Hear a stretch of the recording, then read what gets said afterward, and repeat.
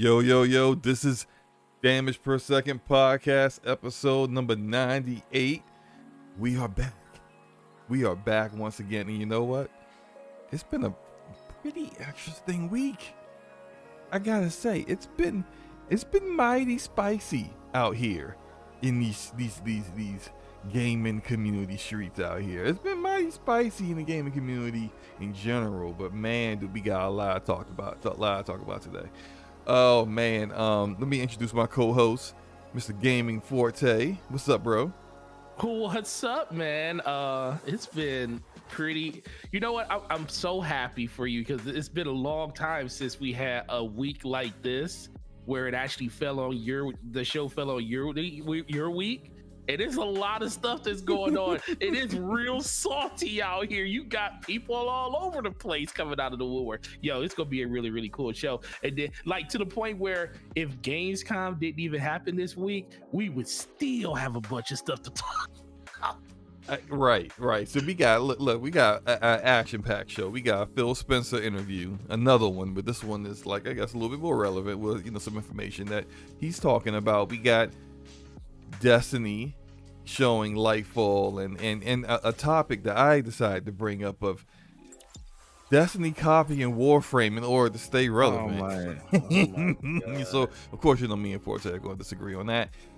We got Gamescom opening night impressions. We got quite a few games to go through to take a look at and decide how we felt about them, were we interested in them or not. Clearly not all the games, because if you've watched the event, not all them games are worth even discussing. But we got quite a few we're going to talk about, and of course, what a lot of you are probably looking forward to discussing: PlayStation 5. The price of the brick has gone up. Yesterday's price is not today's price. If you want it, you're going to have to pay more. So, look, we're going to get into all of that. First up, Forte, bro. How you been, man? What you been doing over the past week? You've been dropping quite a few videos. And what have you been playing? Oh, man. So, actually, man. So, yeah, videos. So, of course, a lot of Destiny because we're just dropping videos for that left and right. Shout out to everybody that's been coming through, checking those videos out, too, if you're in the chat. But outside of that, man, still playing Code of the Lamb. I just made my first body burial site, and it was like, oh, because you're gonna have to eventually, because you're gonna have to eventually. I was like, who's gonna be the first person to lay? Or I mean, you could just go full on cannibal and just like never bury anybody and just always you can just start feeding them to people. Which look, there's a ton of benefits to that. I know this is going to sound wild to people who haven't played the game, but just real quick. If you have your people become cannibals, the penalty for them eating human flesh goes away. It goes away. And you can just go ahead and just like feed them as much human flesh as you want, and it's really filling for them, and they get a better meal than like maybe like 2/3 of the meals that you could feed them. So that's really cool. I've been playing that still. Started playing Saints Row. That's actually really fun, but that thing is still kind of got a little jank and lag into it. Shout out to the homeboy Rand Outdoor. He was like, hey boy, do you need a code? I was like, for what? Saints Row? I was like, sure. He's like, I got an extra one, I'll give it to you. I was like, oh, okay, because I was thinking about buying it. But yeah, man, I'm actually pretty excited about that game. It's it is a departure from even what we remember from like Saints Row 4, but it's actually really fun. I like the sandbox. I like the NPCs and the overall aesthetic of the game. Have you been having a lot of bugs? Because apparently that was like the biggest issues that people were having. Not as many, but they are there. I mean, it's more like frame stuttering, pacing, clipping through walls every once in a while. What are you playing on? I'm playing on Xbox Series X. Wow, so that's usually like the whole stuttering issue. Usually is a PC thing due to texture caching, and so this is actually an issue that's occurring on Xbox as well. Okay, because I've seen some people, saying that they thought some of the talk of bugs and issues because they weren't having them was a bit overblown. But then I think I may have started to see even some of those people take a step back on those kind of comments. So I guess they probably ran into some bugs themselves as well. But yeah, it's like I said, it's not bad, it's not terrible, it's manageable. I mean, but the thing is, the only reason it's manageable is because we're in this generation where stuff like this is like kind of the par for course, and I'm like kind of tired of that. But you know, and I don't want to just like sweep it under the rug and say, oh, it's better than other games were, which it is, but it's still the fact that it's there. And I don't want to be desensitized to the situation, but the game is actually fun and it works. That's kind of the thing that kind of saves it. And actually, there's nothing else going on right now other than, you know, depending on if you're just going through your backlog and stuff. But it's a fun game. If you like Saints Row, you're gonna like this. If you did the like a boss mode, which you can download on console now, and it was already available on PC and Epic, I still believe they're giving you those cosmetics and stuff if you make that before you actually play your game. So that's another cool thing. That's a nice little tie-in just to get kind of a little introduction into what Saints Row is all about. But yeah, man, other than that, man, it's just been really, really cool, and put my head down and started making videos on the channel again, and it's been delightful. What about you? Yeah, one of those videos really blew up, man. I was just like, all right. It's almost at 10,000 views, bro. Wow, in like 2 days? Yeah, and the funny thing about that video was more of a reaction to something that happened to me in the game. And I was like, I was getting ready to go to sleep, and I was like, yo, Buddha, where do you place this relic? It's like, it's telling me to place the relic, but I don't know where it is.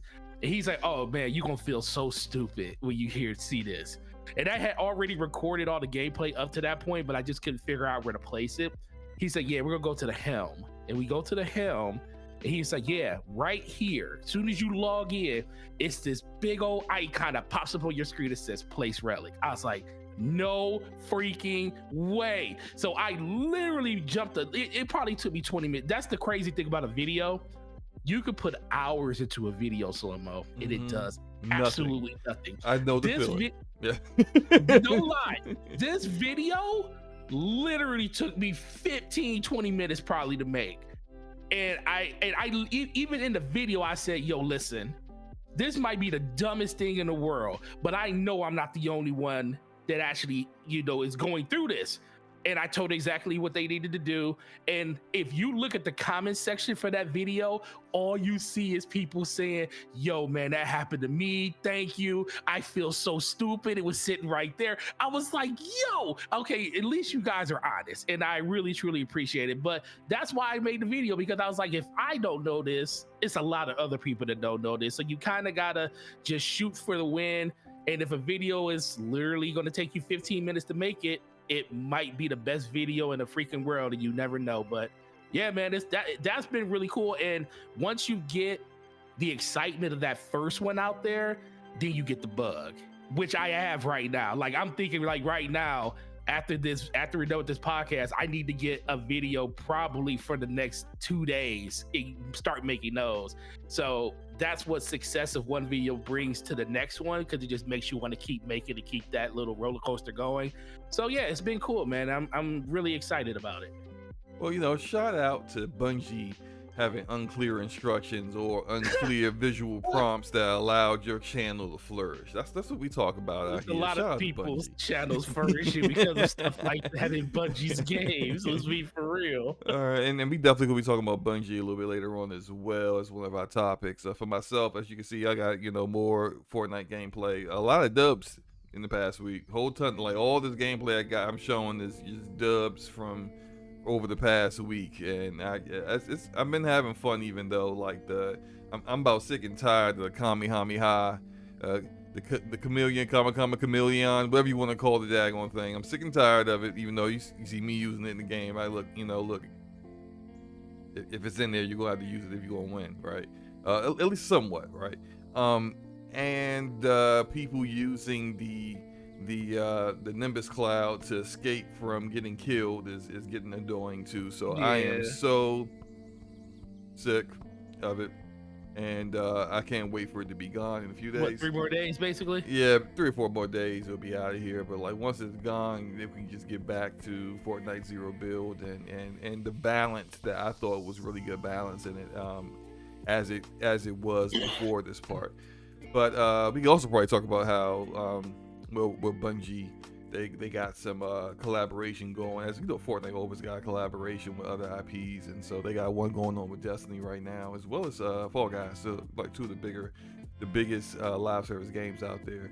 But I beat Call of the Lamb finally. I had to stop messing around with the base buildings aspect. I was like in my limited time, I started to notice that I was spending way more time messing around with my cult and feeding them and changing things and then adjusting this here and there, then going fishing and then Fluffing their pillows and stuff. Yeah, playing card games with but whatever that little mini game is that you can gamble and all kinds. I'm like, look, I'm just getting bogged down when I need to just go ahead and just beat these bosses. And so that's what I did. I had one night where I was probably up to like 3 a.m. and I beat like probably 3 of the bosses.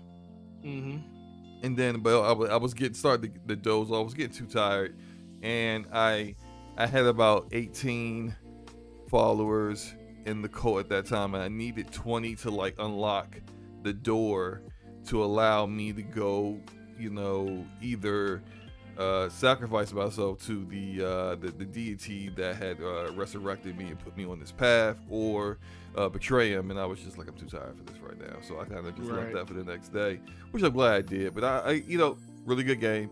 I put a total of like 26 hours into it total once I finally beat it, and as an indie game, probably the best indie game I played this year. So I do think it's deserving of a Game of the Year nomination. I know other people feel like Sifu or Tunic might be more deserving, but the good thing is stood out more though. I agree. I think this game stood out more in the sense that, like, what people gotta understand is that, especially when it comes to like the Jeff Keighley, the Video Game Awards, is that who is voting for these games.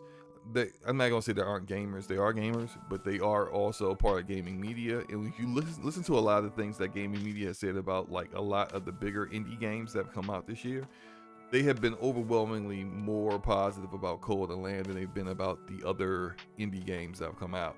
So if it's going to come down to Seafood, Tunic, what's another one that people like? I can't remember the name of it. It's kind of like, it's a roguelike as well. It's something in the like something world in the name.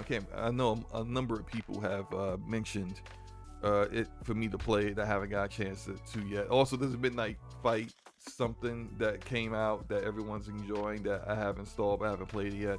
But like, the thing is that this has been a good year for indies, and I think that there's going to be some tough competition with that token indie nomination, but I do think that Call of the Lamb would be the one that would get it when it's all said and done. But all that said, like, that's all I've been playing. I know I haven't done too many videos. I don't have Forte's bug at the moment. Because you gotta make one first. Hey, look, well, that's it. Thank you, Kid Creed. Nobody saved the world. That's the name of the game that people have told me to play. I think I have that. No, I don't have that installed yet. But like, I'm getting, the bug I have is to play games right now. Sorry. Like, I will do more, and I haven't done Lunchtime with Slow-Mo either. That I do apologize about, because I'm actually playing games, and that's what I do in Lunchtime with Slow-Mo. So I will get back to that for certain. But it's been a time. Sometimes I'm playing games at really, really odd hours, and maybe I'll jump on Twitch. And when it's like 1 a.m. and I'm playing something, and you guys can catch me on there if you're a night owl like myself. Is that an arcade cabinet on your back, bro? That is a Street Fighter 2 arcade cabinet on my back. It is amazing. So for the audio listeners, they're gonna listen to this and not know what we're talking about. There is a mini size for your backpack. My backpack currently on my Fortnite character is a little mini size arcade cabinet with Street Fighter playing on it.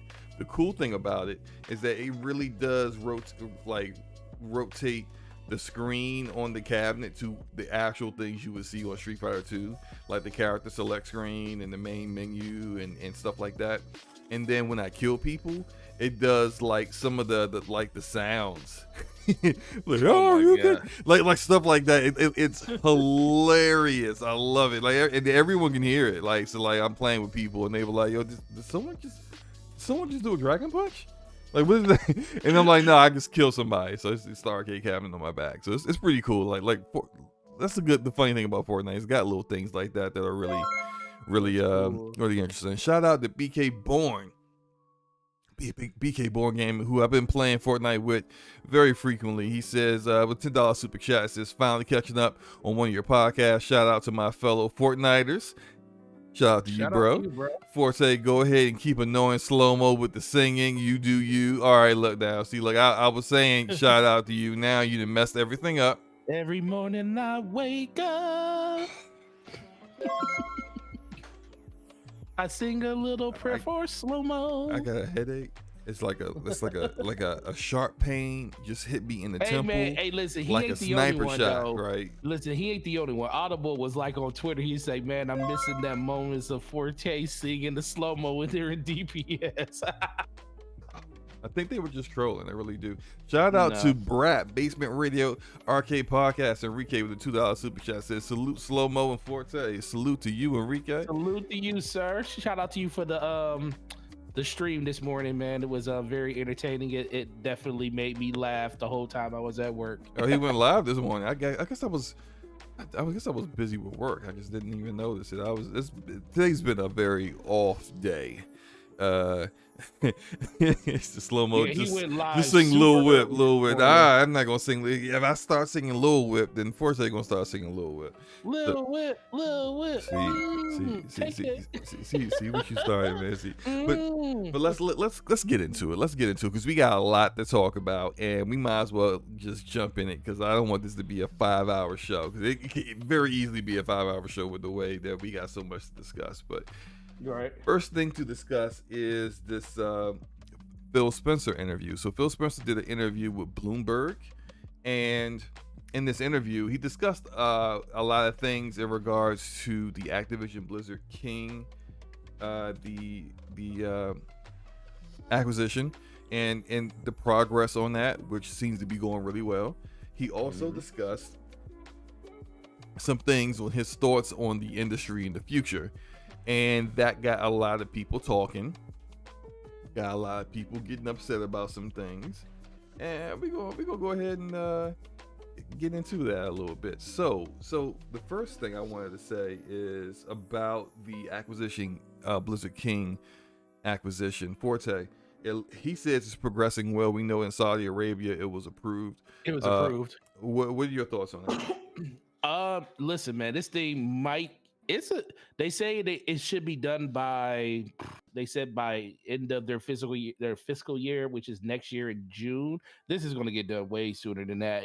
I wouldn't be surprised, depending on how the U.S. regulators are when it comes to that. If they want, this could be done this year. It could be.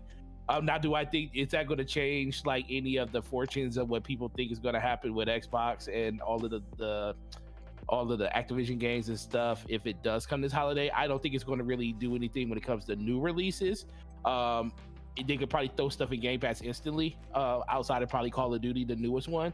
But I do think that this is going to come to fruition a lot sooner than a lot of people really think. It could make it this year, but I'm thinking at least early, probably by February next year, you'll start to see that Xbox, and you'll see that beautiful tweet from Xbox proper where it has Xbox loves Activision, or say Xbox loves ABK. You're gonna see something like that on the screen, and then hopefully, and then there'll be probably a live stream like they did with the ZeniMax Media people.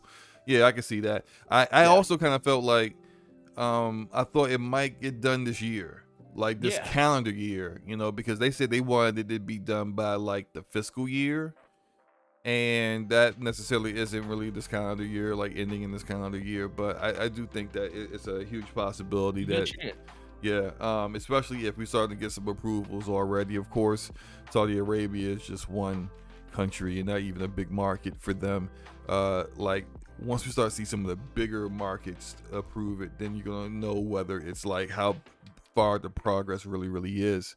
Uh, I did want to go over real quick the article, at least some of the quotes from the article, and do that real quick.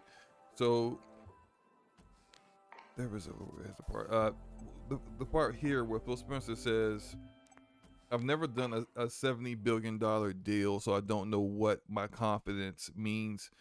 I will say the discussions we've been having seem positive." So, like, and then also this part where he says, where is it? You can definitely see that a $70 billion deal has made his hair go more gray. Yes, right. He has his hair a little bit tad bit grayer than he used to A little be. bit more crazy. Or it could be, it could be Phil has always been graying, and he just finally just let go of the, hair for men, hair Just clip for for men. men, just for men, and just said, you know what, I'm just gonna live in my truth of grayness. I don't know, like whatever it is, but hey, Some look, people really like that though. So hey, like shout out to them. I the part here he says, well, he talks about them having discussions with people who aren't as close to the gaming industry, asking good hard questions, and I kind of feel like he was referencing the Brazilian commission at that point, because some of the discussions they were having and some of the questions the Brazil regulators were asking to all of the publishers, not just Microsoft and Sony and all of the bigger players that this directly affects, but people like Epic and EA and also it's like the questions seem very basic to what hardcore gamers already know about, but it's just it was very interesting to me that he mentioned that, because it seemed like it was something that may have been on his mind. But let's get to there's a particular quote he had in regards to, it may not be in here, but it probably is in the actual 3-minute clip here. But he was talking about in the future potentially there being less exclusives.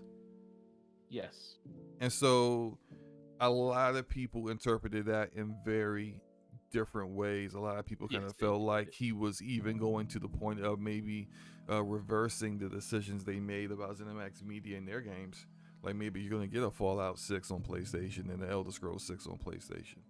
And then there's some people who just kind of felt like, nah, they're just talking about that, like, hey, a lot more games are going to have cross-play. A lot more games are going to be more accessible to allow you to, say, on the Xbox, play someone that's on the PlayStation. Actually, I think this is the quote here.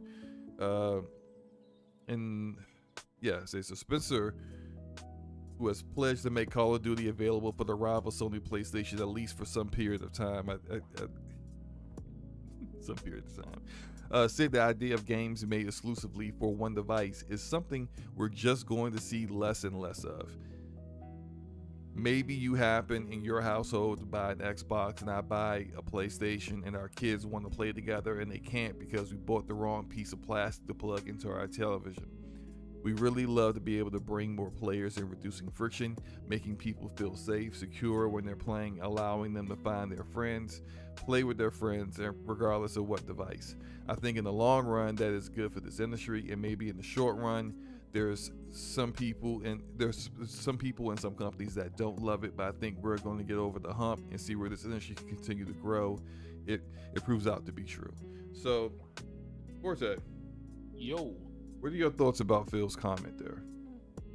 This is something that Phil has always said. It's just that he is being a little bit more. He's being a little bit more transparent with his thoughts due to, like he said, with the Activision deal, the constant conversation about what's going to happen with those games and everything. Even though they already said that those games are still going to live on the PlayStation platform. I do think a lot of people are taking on both sides. I think a lot of people are taking these words and misconstruing them. I think he really, really does not like console exclusives, but I also think it also goes back to that whole conversation. Like, I still don't think the message has changed about Game Pass. Like, his biggest thing is saying that a world where exclusives live on a certain device and only on that device is the thing he's talking about the most. People keep thinking like, well, they already put their games on PC. They already have mobile. So what is he talking about? He was asked directly about the ABK acquisition and about Call of Duty, and then PlayStation was mentioned in that. So of course everybody's like gonna try to put two and two together and make four, when he's really not even talking like that. He's just speaking in terms of, listen, we already said that these games are going to be on PlayStation. Now, how long that's going to happen for, we don't know. I mean, because Microsoft can change their mind on anything. But as of right now, we know those games are going to live there. But he's also saying that we also put our games on PC. So we see a future where exclusivity isn't going to be tied to just one platform. PlayStation's doing the same thing at this point. They are putting their games on PC. They probably have a launcher that's coming out in the future where they're going to basically have an ecosystem that's built on PC, not just their main platform. Xbox is talking about putting their stuff on dongles and on TVs. You already can get Game Pass available in so many different places. You can play it on your mobile phone. These are all devices that Phil Spencer is talking about, and that is the crux of the whole conversation. People want to make it out to be more than kind of what it is, and I understand that, but he's not saying anything different than what he said before in the past. I do think that he is being a little bit more emboldened, I feel, based on what's going on with Sony and the direction they're going on with their games, and the fact that, listen, I don't think he's going back on the Bethesda thing. Now, could Bethesda games at some point in the future end up on a PlayStation platform? They probably could, but is Game Pass going to be available on that platform? Because they've never wavered from that being the talking point. If Game Pass is there, our games will be there. Everybody wants to say, well, they're putting Activision games, they're putting Call of Duty, it's going to be on PlayStation. But that is a unique circumstance, because if I had to pick the entire library of everything that ABK has in Call of Duty, I'm gonna pick the entire catalog of everything they make and let Call of Duty live where it is, and it can stay. It could be just like Minecraft, because you're getting more benefits from that partnership than just one game. So I'm not going to sacrifice that. I'll sacrifice that one game for that, but guess what? They're still making money off of it. So I think it's kind of a extra thing that Microsoft is basically doing with Call of Duty, but I don't think that's going to be the norm. I do think the rest of their games, with the exception of a few, will be only where Game Pass is, and that's pretty much never changed. And Phil Spencer has never said anything other than that ever since he's been talking about Game Pass for the last 3 years. You know, something that I noticed with that quote is that I haven't noticed anyone else mention it yet. Maybe other people have, and I just haven't been privy to all the conversations in regards to this article, but it is what it is, right? Or this interview, right. I'm sorry.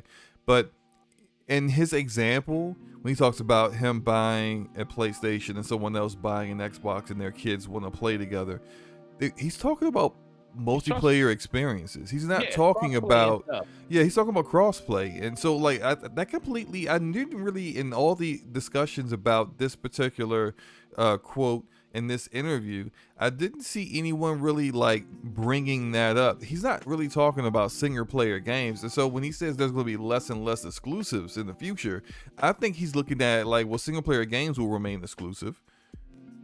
Right. I mean, because look what they're doing with ZeniMax Media. Even though Redfall is a multiplayer game, but we know Elder Scrolls 6 will be exclusive. We know Starfield, which is a single player game, is going to be exclusive. All their other first party games are going to remain within their ecosystem, which is PC, Xbox, mobile. You got Fable, single player game. You got Avowed, single player game. You have Pentiment that's coming out this year, single player game.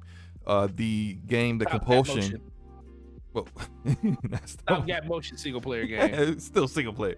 The game that Compulsion Studios is making is single player. There's a lot of single player games that they have in there that they are developing that a lot of people haven't even really realized. Of course, the stigma upon Xbox first party is that they're all live service multiplayer stuff, right? But outside of that, right, Sony also is very strong on the single player experiences as well. So I think he sees that, like, the potential for, even though they're acquiring more publishers, they've acquired 2 big publishers and will likely probably acquire another before they're officially done, that what would change with these publishers could be single player experiences that they're the new single player experiences that they're making. But what would remain the same would be the multiplayer experiences that have always been a part of these various ecosystems, and that it will be easier to get crossplay working when they have control of those companies and can actually make the decisions to make sure that happens. And probably, I don't think so. I can't see Sony acquiring, even though, I mean, they did acquire Bungie, and that's remaining multi-platform, but like, that's a little bit of a different deal. I don't think if they acquire any other publishers or studios that you're going to see the exact same deal that's happening with Bungie happening with them. So maybe if they have some games that are well known to be multi-platform, they may allow them to remain that way, but new content, new IP probably would be different in the way Sony looks at things. It would be PC and PS5 and nothing else. But I do think that's kind of what Phil meant when he talked about less and less exclusives in the future. That's what I think he's really talking about. But that's it. Interesting interview. I didn't get a chance to watch the entire interview. Apparently, a lot of stuff. Yeah, and so I will probably, maybe we can discuss that next week. The full thing, the full 25-minute interview, and see everything else. A hot topic. Yeah, because every time Phil Spencer does an interview, it just seems like people start dissecting it in sections, and then it'd be like weeks later where someone would say, "Hey, Phil paused at one point, rubbed his nose, and said something really interesting. Let's make a video about it." You know, that kind of deal. So Phil Spencer's his whole persona, especially when it comes to like people examining his backgrounds in his office, because he has stuff that sits on his counter that literally come to fruition in real life. Oh snap! Remember when he had Death Stranding? Yeah, he had and then Death Stranding shows up in Game Pass. I bet like he probably put that up there right around the time that like they made that deal, and it's just like it just so started to come to fruition, coming to Game Pass PC. That's crazy. Yeah, definitely. We can move on though. Let's. What? Let's talk about Destiny. Destiny had was at Gamescom, right? They were at Gamescom, and Destiny had a what looks to be a lot of information they dropped about their latest expansion, Lightfall, and they also had, I think it looks like a lot of. Give me a second, because I'm trying to find the footage. But they also had discussions about like new things they're doing for the latest seasons, and some of that stuff is already in the game already, right? Yes, a lot. Yeah, for the exotic that they announced as a pre-order bonus, if anybody bought the $100 version of the game, which comes with Lightfall, comes with the annual pass, which gives you all the content for all of next year. You also got access to the new auto rifle, which is the legendary exotic not legendary exotic, the auto rifle exotic that comes out with this season of DLC. It's really cool too, by the way. It's straight up pay to win right now out here. So a couple of things. So like they launched it on Epic Game Store, and then they gave everybody who at this point it's a free game, free-ish game, right? Some parts free.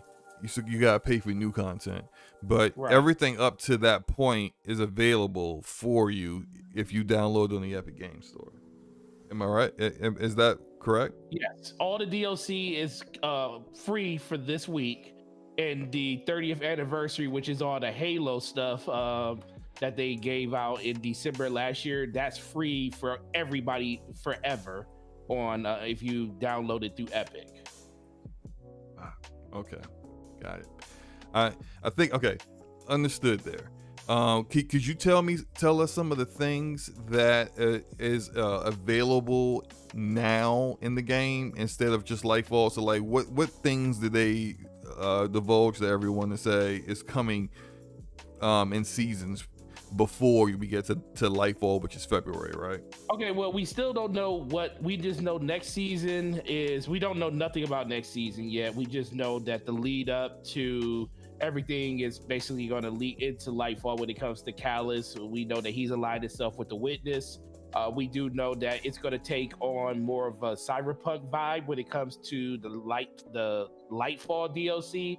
We also know we're going to a brand new destination. It's going to be a new city that takes place on another planet that we've never seen before. It's another hidden city that, you know, even Guardians didn't know about. That's the city you pretty much saw in the DLC when you were watching the trailer. Mm-hmm. So we know that. We also know we're getting a brand new subclass that's called Strand, which is going to be the second darkness subclass that's going to complement the three light subclasses that we have. And the cool thing about it is you get whips, and it's crazy. You get whips, and you get what are they called? They're pulling whips out now. Yeah, the gravity, you get the gravity hooks and everything. You get all that stuff, man. It looks so cool, like the aesthetic. It almost didn't even look like Destiny when I was watching it. Now, a lot of it had to do because it was like a really, really polished CGI trailer of it and stuff. So who knows what really is going to look like. But Destiny's always been a good-looking game on its own. So I'm really looking forward to that. But this DLC will close out the light and dark. This DLC is basically going to lead you into the closure of the Light and Dark saga, because as of right now, think of this as like more of Infinity War, and the next DLC that comes out in 2024, that's going to be your end game, which is the final shape. So we're coming up to the very end of it, man. We're still going to have Destiny stuff, but who knows what Destiny's going to look like after 2024. But it's really, really exciting, and it's just good to see that a game that a lot of people thought was dead 100 times over is still living, breathing, and kicking. Interesting. So let's have a little talk here. Okay, quick. Let's have a talk, sir. Let's have a little talk real quick. I know you've been looking forward to this talk. Well, go ahead. So what are your thoughts about inspiration? Inspired by. What are my thoughts by inspiration? And so like when you see someone decide to take something that someone else did, you think that's like inspiration? Like we were inspired by what they did, so we did the same exact thing? Or do you kind of look at it just like, oh, you just copied it? What are your thoughts on that? No, I mean, there's a lot of things that is definitely been copied from other games when it comes to Destiny. I mean, like I said, in general, I think the whole thought process that, you know, Destiny is a very unique game is definitely not the case. There is certain things about Destiny that are unique, but it's literally deprived from so many different systems, so many different things that just kind of marry well into it. I was giving you a hard time the other day. Yes, they took a lot of things that Warframe was doing and they just iterated. Listen, they did. They iterated, but you go, guess what? It's doing better than Warframe. So whatever. So what does that have to do with anything? Listen, whatever Warframe did, is it still copying? They found a way to make it better. Is it still copying? Okay. I'm asking, is it still copying? Yes, they copied from the beginning. Yes, you're right. Okay, that's all I'm saying. Okay. Now you just because Destiny the game is doing better overall than Warframe the game doesn't necessarily mean that the implementation of the copying is going to be as at the same level of the original or better, right? Right. Because, like, for example, The Division tried to copy Destiny with raids. Wasn't the same. Did not work. You know, clearly they should have just stuck with what they were good at. Incursions, Dark Zone, survival. Right. If they would have stuck to those modes, I think the Division 2 would be in a far different place than it is right now. I agree with that. Like, you gotta remain unique in some ways. Now, do you see with them copying things that Warframe has done? And when I say copying things that Warframe has done, they came out with a mode where you can like get a ship or something, and like I actually sullied my SSD by reinstalling Destiny on Epic Games Store. I figured why not, since like all the content's available. And as soon as I came in, they did that thing where they just throw you into like the next story mission. Like, you don't get to go to the tower, you can't look at your inventory. No, I mean, you can look at your inventory. You can't do anything else but just do the story mission. So I said, bet, all right, I'll do the story mission. Exit out of that. You can actually exit out of that story mission. Oh, really? Okay, didn't know that. Didn't know that was an option. Well, I did it. That's the gameplay you're seeing right now. And so at the end of it, I see, a couple of NPC characters, and they're talking about like a ship and doing all kinds of stuff. Just like, man, that looks really familiar. That sounds really familiar. That sounds like Railjack, which is a expansion that Digital Extremes did for Warframe back in March of last year, 2021. So it's about a year and a half old now. But if anyone's thinking like, oh, a slow-mo, there's no way they came out with this stuff for Destiny in a year and a half. That's not enough time. And I would agree that's not enough time. But Digital Extremes, being like half the size of Bungie, had announced Railjack probably about 3 years ago. So 3-4 years ago, and then just now brought it out last year. So clearly with the pop that Railjack got from a lot of not just Warframe players, but people in the community, saw it and was like, wow, they're doing that? Like, you got like space battles now? You got ship battles now? That's pretty crazy. That's possible. Battles are actually pretty cool. Yeah, actually, matter of fact, let me pull that up, because I got some of that as well. I'll bring that in here. This is Warframe on my Xbox Series S, because they still ain't got cross save in yet, which is another issue I have with Digital Extremes. But it is what it is.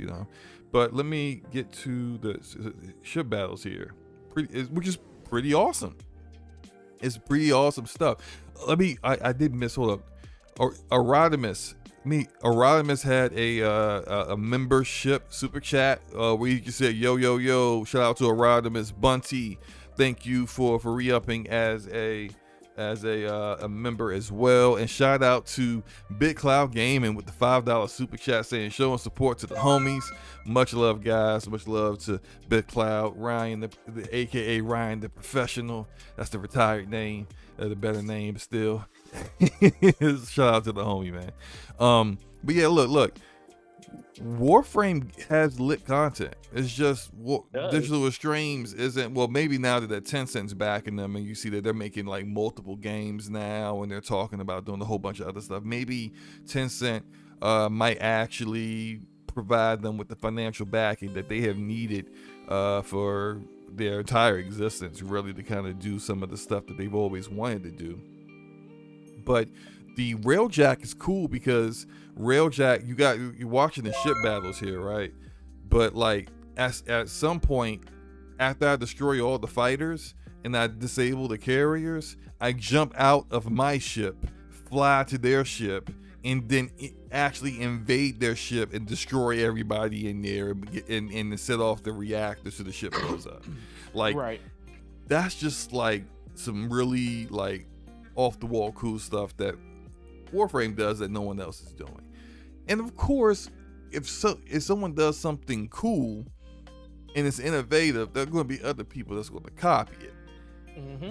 I just wanted, the Destiny fans to acknowledge that they was copying another looter shooter. Since all the Destiny fans that I run into always like are championing how we're the only looter shooter out here that's doing this. We're so innovative and and Bungie's so great. and I just wanted them to acknowledge that they y'all just jocking everybody else's style. Y'all have become the Fortnite of looter shooters. But yet you love Fortnite. I was about to say, because look, if you play Fortnite, right, you see a tornado pop up on the map every now and then and destroy everything. You can ride the tornado and everything. When did they introduce that? Oh, right around the time Battlefield 2042 came out with their tornado on their massive 128 player map, right? When did they implement being able to revive and bring people back? When Apex Legends came out and introduced that. Literally within the first week. That was in the game. So listen, man, there's nothing wrong with games copying other games. I mean, I was giving you a hard time yesterday, but it's just, I always look at that conversation where people just try to talk down on Destiny, and it's like, listen, I understand if Destiny isn't for you. It's a game that it asks a lot of you when it comes to your time. It literally is a money sink. It's a time sink. It's you don't play any other game sink unless you find a way to break away every once in a while, like somebody like Ashley, like shout out to Luca, was able to do it for a while. But once that game gets its claws in you, it's kind of hard to get out of it because it has everything that you could possibly want in that type of game. And they're doing an even better job of promoting it. It's free to play in like every sense of the word. DLC is not getting sunset anymore. So all of the issues that people were seemingly having with the game and why they don't want to come back, they're addressing season by season. And it's going to be to a point where I was talking to Cognito about this today. He's trying to get people like, Maddie Plays, shout out to him, his co-host on Defining Duke. He asked him, he was like, hey, he's really interested in this Lightfall. And he was like, he said, but when do I get in and stuff? And he said, well, you don't have to worry about them sunsetting DLC anymore. So that is a really big, I think that's a Sony thing. Yeah, Sony is giving them the bandwidth to be able to do something like that. Right. But I also think, other people like, shout out to Randall Thor. He said the same thing. He was like, he asked me and Attic at a party. He was like, hey, man, what y'all think about that Lightfall? That looks actually really, really cool. I was like, oh, Rand, are you trying to come back to Destiny? He's like, man, that DLC look fire. I hope Rand doesn't, but go ahead, continue. So I mean, in general, it's good to see that, a game that people say is dead and don't know why people play this game still has legs. And not only legs, they have content that you can say is releasing on a somewhat timely basis, and we know we got content for this game for at least the next 2 to 3 years. That's the one thing I will say that Bungie has done better than any other developer in the looter shooter genre is the delivery of content in a timely manner, sticking to deadlines and not having too many delays, and really, and even though they may say like some Bungie fans or Destiny fans may say they don't listen to them, if you look at what has happened with other looter shooters in regards to complaints about certain things, Bungie listens to their community far more than anybody else, than anyone else does. That's true. And it's because of that you guys tend to stick around and keep playing and coming back to the game and playing the game, because there's certain things certain levels of quality and certain level of things that you tend to expect from Bungie and Destiny that has remained true, and it's the reason why that you feel comfortable coming back after taking a break once new expansions come out and stuff. And that's something that like Massive Entertainment, which is no longer the developer working on the Division now, wasn't able to do. Even into the effect of Gearbox, which is like the grandfather of looter shooters with Borderlands, really wasn't able to do, because a lot of people kind of felt that with Borderlands 3, outside of just the story being absolutely awful, that a lot of people felt like there was some balancing, some issues with the skill trees. Not having the kind of diversity that they had with Borderlands 2, some of the weapons and balancing and things like that. That Gearbox was just like, yeah, we ain't doing that. Stop asking. And and that's just it. You see pushback from Bungie, but even when you see the pushback from Bungie still tends to listen to their community more. At least it seems to be that way to me. Well, it also helps that every game that is supposed to be something that supposed to be in the wheelhouse of what Destiny is falls on its face. You know, Halo is like literally the closest competitor to that, and it actually had an opportunity to pull a lot of people from Destiny. I don't think any game will truly pull people away like 100%, but that game had the opportunity to do it. But them in the situation that game is currently in, it's just. I mean, Halo's never really gonna pull like. It's like but it's because it's not a looter shooter. Well, the thing is the gunplay. Gunplay is what saves Destiny for a lot of people. Like you can have the best content loop, you can have the best overall storylines, but if your overall gunplay or just gameplay in general is very good, that's why people stick with this game. Because we remember, it's not a hard truth to tell people that Bungie sucked at storytelling for about 4 years. There was no story in this game. I still contend they're not really that great at storytelling. They just stole all of the hard drives that Joseph Staten left there before he left, after he wrote them a great story, and they said, nah, gamers is too dumb to understand this story, so we ain't gonna do that. We're gonna do some other convoluted piece of crap. And then said, wow, our stories suck. Let's go find what Joseph wrote and then kind of mesh that into what we're already doing. So when Joseph's notes are over, I wonder how good the storytelling's still gonna be. But continue. My bad. No, you're good. I do think, because they are using a lot of the storylines that Joseph set up for Destiny back in 2013. I also don't think it's the best gunplay that's out there, but still, go ahead. Okay, well, you agree to disagree. I don't know what you think is better. I think Halo Infinite's gunplay is better. Huh? Yeah. Okay. The actual I'm talking about the gunplay of it's all preference, honestly, but the snappiness of ADS when you're ADSing, of course, like some people may prefer like not getting knocked out of ADS, and of course, like in Halo, you're not supposed to ADS at all times anyway. But no, I like Halo Infinite's gunplay better. Now the issues with netcode and the issues with desync, notwithstanding, the gunplay for Halo Infinite, I think is very, very good. I think it's better. But the game doesn't work half the time. It doesn't. but again, I'm not comparing Halo to Destiny, because you just they're two different. I just compare the gunplays, which is not comparing the games, because they're very different games. So you can't say, oh, Halo Infinite is better than Destiny. That's just stupid. It's like saying saying Fallout 4 is better than Dune. It's just like, what? Like, why are you comparing this RPG that's in a first person view to a quick twitch first person shooter? Like, that's a stupid comparison. But if you want to just talk about like specifically things features that they have, because they have first person view and guns, then yeah, you can do that. My bad, go ahead. No, you're good. Go ahead. I mean, I think in general, you're right about a lot of stuff that you're saying. It just comes down to that Destiny's in a great place.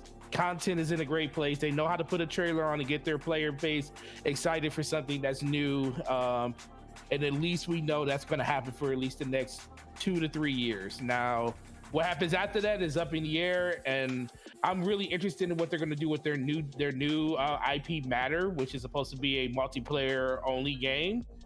when it comes to I don't know if it's gonna be like a BR or something like that, or a hero shooter, but that's what it's being rumored to be. So I'm actually really looking forward to see what they do in regards to that content. But that's ultimately going to be the next thing for them, and how people are just really excited to play what's next from Bungie, and I think it's a good thing. Okay, well, as long as Digital Streams is out there delivering content that they can pirate and put into their game, they're going to be definitely giving you guys what you're looking for. True, I'll give you that. Okay, felt good. All right, let's move on. It's Gamescom week.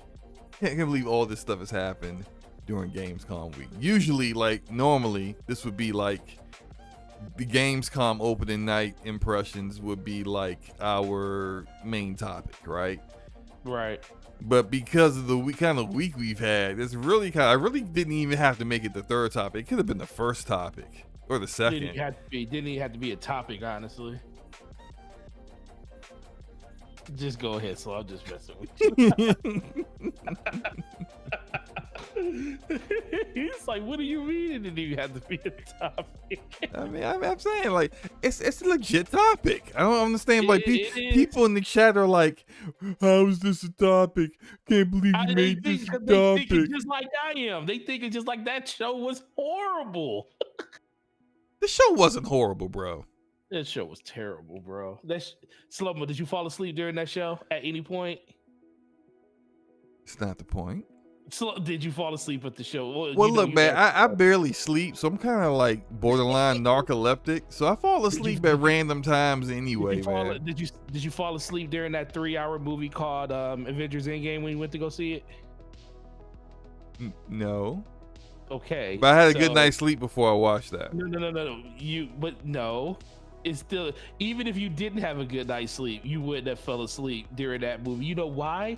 Because that movie had really good pacing and it didn't feel like it was 3 hours long. But this show, the first 60 minutes felt like 2 hours. And I was like, yo, it's only been 60 minutes. Hey, look.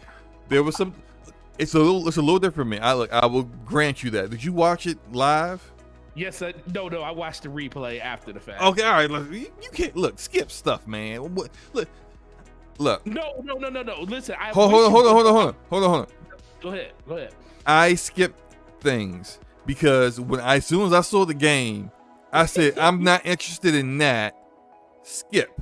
I started just scrubbing past the trailer, watched something else. So I don't even know how long Gamescom opening night was. Because for me, it was like 10 minutes, 15 minutes. No, it was maybe an hour and a half or hour and 15 or whatever. Because I was skipping the content that I didn't care for, but I thought there was a lot of content that was really worth looking into. I saw games that I like a lot of indie games, so I saw games that I thought were interesting, or at least interesting enough to talk about. And so that would be the first one I'm going to bring up. I'm going to pull up. Because I thought this game was actually oh, thank you. At least you ain't gonna make us go down the long list of dry games that they had. You actually curated this list. Of course I did. I put my time in. Oh, I appreciate that. Okay. Before I want to have a quality show, so I put my time in. I was dreading this part of the show, by the way. But I put my time in so to make sure that we just talk about the most interesting stuff to talk about. So the very first game they showed was a game called Everywhere, and as soon as I saw it, I got vibes of that. Well, I didn't watch the movie, but I read the book, Ready Player One. Hello, Forte. Yeah. You said, you just said you got vibes. I thought you were gonna say something else. You were asking me a question. Oh no, I didn't ask a question, but I for a second I thought I may have lost you, but we're good. No, okay. I hear. You said Ready Player One, and I was about to say, yeah, I got the same thing. So the way they described it is it's hard to describe because Ready Player One is essentially, if you read the book or watched the movie, it is like a bunch of games in one game. It was VR, and essentially even to the point where kids were going to school in the game. I think it was called Oasis in Ready Player One. And like Yes. you went to school there, you know, like you would just put the VR headset on and you would be in a class, virtual classroom with everyone else. And I mean, all that stuff is like really awesome and future thinking. Now, and I remember reading the book and thinking to myself, one day someone's going to make a game like this, or at least attempt to. And it looks like that's what everywhere is trying to do. So it's trying to attempt to be what Oasis is. Will it? I don't know. Like I saw some things in it that looked interesting, and then some parts of it that just looked like parts of it that looked like had a high visual fidelity, and some parts that had a very low visual fidelity. But if it's a bunch of games or a bunch of different things you can do within a game, then I mean that would make sense. But I don't know. Like, what were your thoughts with it? No, I think the same thing. I think in general, I like the aesthetic overall. I mean, I've always been a huge fan of that Ready Player One art style and just the overall aesthetic of that type of game. I always wonder how they're going to implement something like that, you know, a bunch of video games and stuff like that being, you know, convoluted into like one singular package. But it's definitely something that would be new for us as gamers and stuff. And I think a lot of people will be interested in that. But the question is, Slow-Mo, when is this game coming out? They said next year. Everything is in 2023, and that's the thing that is irritating about these shows right now. It's like, I understand that you're showing stuff off and you want to get people excited, but it's like, can I at least get something that showcases what 2022 has to bring? Because we already know Microsoft ain't bringing us nothing this year other than Pentiment, a stop motion game. What else do we have, Jeff Keighley? 2023 is literally going to be so jam-packed full of games. I'm afraid that stuff is going to get moved out of it. So I was really excited. I mean, I'm not going to say I was really excited. I really, really liked what I saw from this game and stuff, but it just, you know, a lot of stuff can change. Is this game really going to come out next year? Because I think that type of gameplay takes a lot of effort to do, and is it going to be ready by next year to do it? We don't even know when next year. So yeah. I definitely want to give it a look. I don't think it's going to come out next year, because this is a very ambitious thing, and I just don't. If far less ambitious games get delayed easily, then this is like, yeah, I mean, I don't even really expect to see this until like 2025, depending on how long they've been like working on the game. Like, I just don't think next year is feasible. It's for even them. feasible, yeah, exactly. But yeah, I liked what I saw of it, because it was like literally Ready Player One, and I was like, this is cool. Now the next thing was a teaser trailer, but I didn't mind it because it was Dune. And okay, I know you. Yeah, I know you were excited. So I'm a big Dune fan, and I'm really hoping that what we saw wasn't just like a fake Blur Studios CG trailer where the game doesn't look anything like it.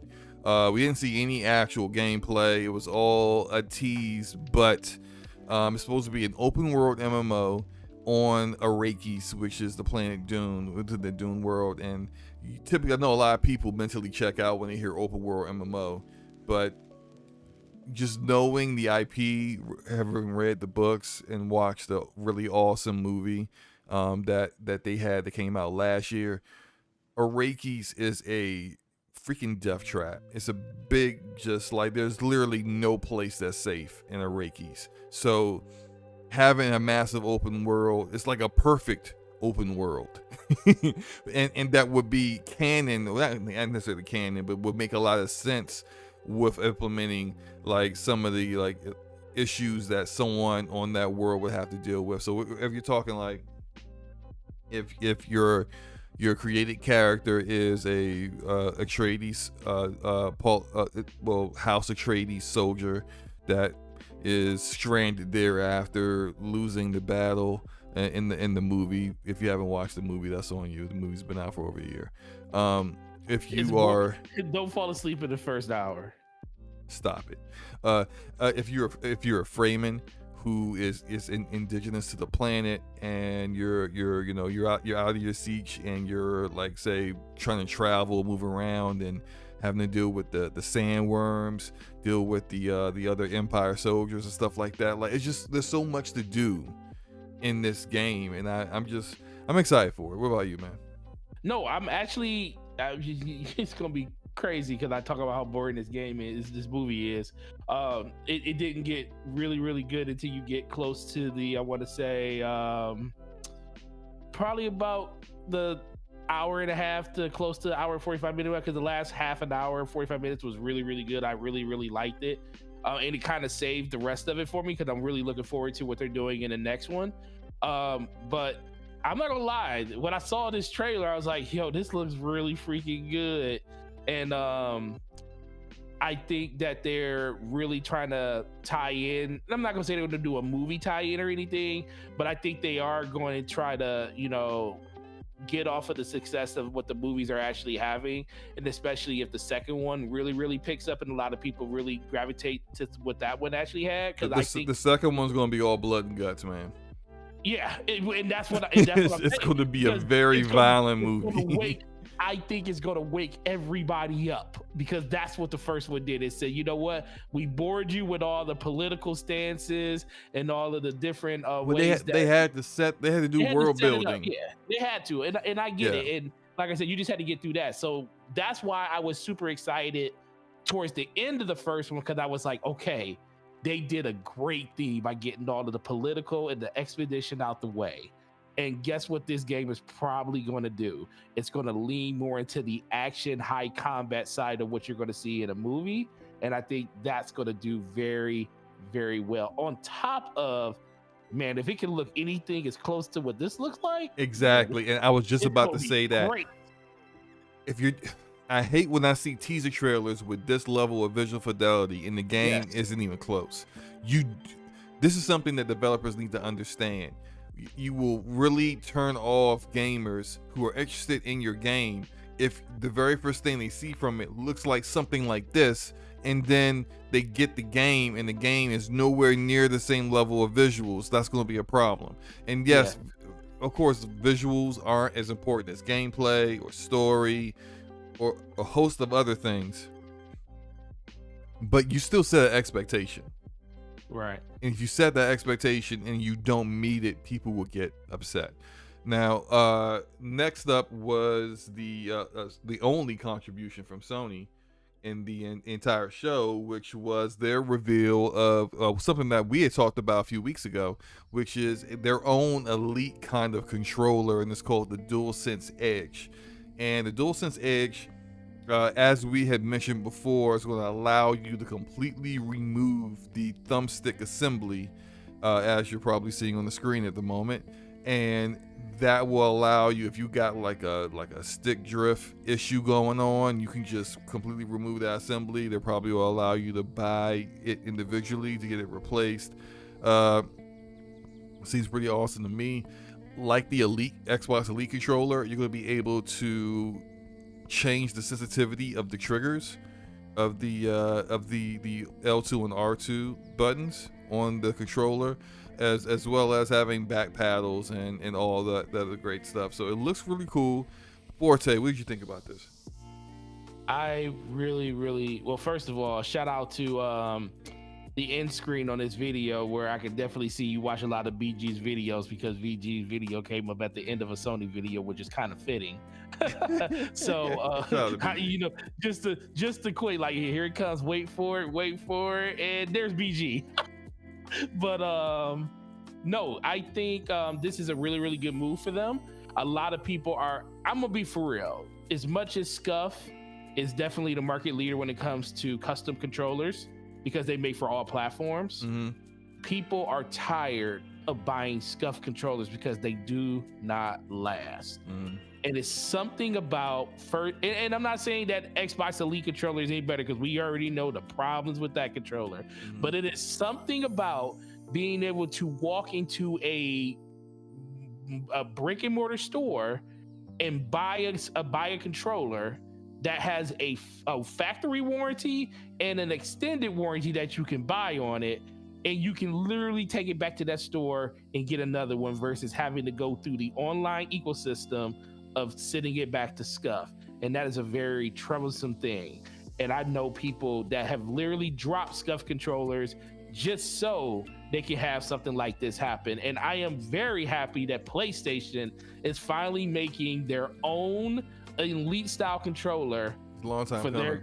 It's very long time coming. And I remember Brad was asking this question yesterday. Is it something that I'm interested in? And after I thought about it and I slept on it, it's more of a good chance that I will pick this up due to the fact that yes, it's mostly due to playing first-person shooters and stuff. That's what its biggest benefit is. But I find myself when I'm playing, even games like Code of the Lamb, I have all of my action buttons still on my back paddles and stuff, like my swing and my sword and my dodge and everything. Those are on my back paddles just because I'm just used to it now. So having something like that available just on PlayStation in general will be more than likely a good move. You're still going to have the haptic feedback. You're still going to have all of those bells and whistles that every other controller has, which is a great thing. And guess what? You can still trade it. And that's another thing. Trade in your old controllers and make this controller a lot cheaper for yourself. I know you're probably going to, suggest on the price and stuff, but if Xbox can charge $179 for their controller, PlayStation can charge the same thing, if not two. So I'm looking forward to this. I'm more than likely going to pick it up. I wouldn't be surprised. Did they give it? I don't know if they gave a release date on it, but hopefully it's out by the time God of War comes out. If it comes out this year before God of War, that would be even more of a win. I would say probably, because if they showed it now, I think they probably want to have it out by this holiday. So that would probably make sense. That like if they weren't going to have it out this year, why even show it? Why even show it? Right, you can show it next year. But I think it probably will be out by then. What do you think the price is going to be? Like I said, $179 would be really, really cool. But I do think that $200 is going to be the real asking price. Shout out to Hargy Shinny with the $5 super chat. He says DualSense Edge still going to suck because of the stick placement. Hard pass for me. Good for PlayStation players though. And you know what? And I'm glad he mentioned that, because that is the only reason that I really prefer Xbox controllers over PlayStation, because the thumb placement of their I would say also having real triggers. Yeah, real triggers. Yeah, because like the PlayStation doesn't really have. Even though the DualSense is a little bit better with that, it's more like a trigger than the previous the DualShock 4. And I think the DualSense controller is the best controller that they've ever made, as far as I'm concerned. But I do agree, the stick placement, like offset sticks is my preferences, which is the reason why I have a Elite V2 controller that I really, really enjoy. But yeah, I agree with you. I think $200 is probably it. If you think about this, right, the Astro controller, the Astro PlayStation 4 controller was $200. I think a lot of the scuff controllers that for PlayStation, I can't remember all the names of them, but like they've all been in that range of like $180 to $200. So it will make sense if they're coming out with their own DualSense Edge and it's based off of the DualSense, which is already an amazing controller. It's going to be at least $200, I think, in my mind. And Texas in the chat thinks $250. I think $250 is definitely a possibility as well. Yeah, I think. Do. Well, $250. Wow. That's it's a bit extreme. Because that's $50 less than the Xbox Series S. That's more than for a controller. That's more than not a totally souped out scuff controller, but basically a mainline scuff with just the modifications done to it, but none of the like overall paint job aesthetics and stuff. That's about what a stuff controller costs, about $229, $239. So you're not wrong in what the price of that controller could be, but that sucks if they go that high. Yeah, I kind of feel like they won't, though. Just looking at the market, if it's like the Xbox Elite controller, of course, different platform, but still, we're talking about like what these kind of controllers normally go for.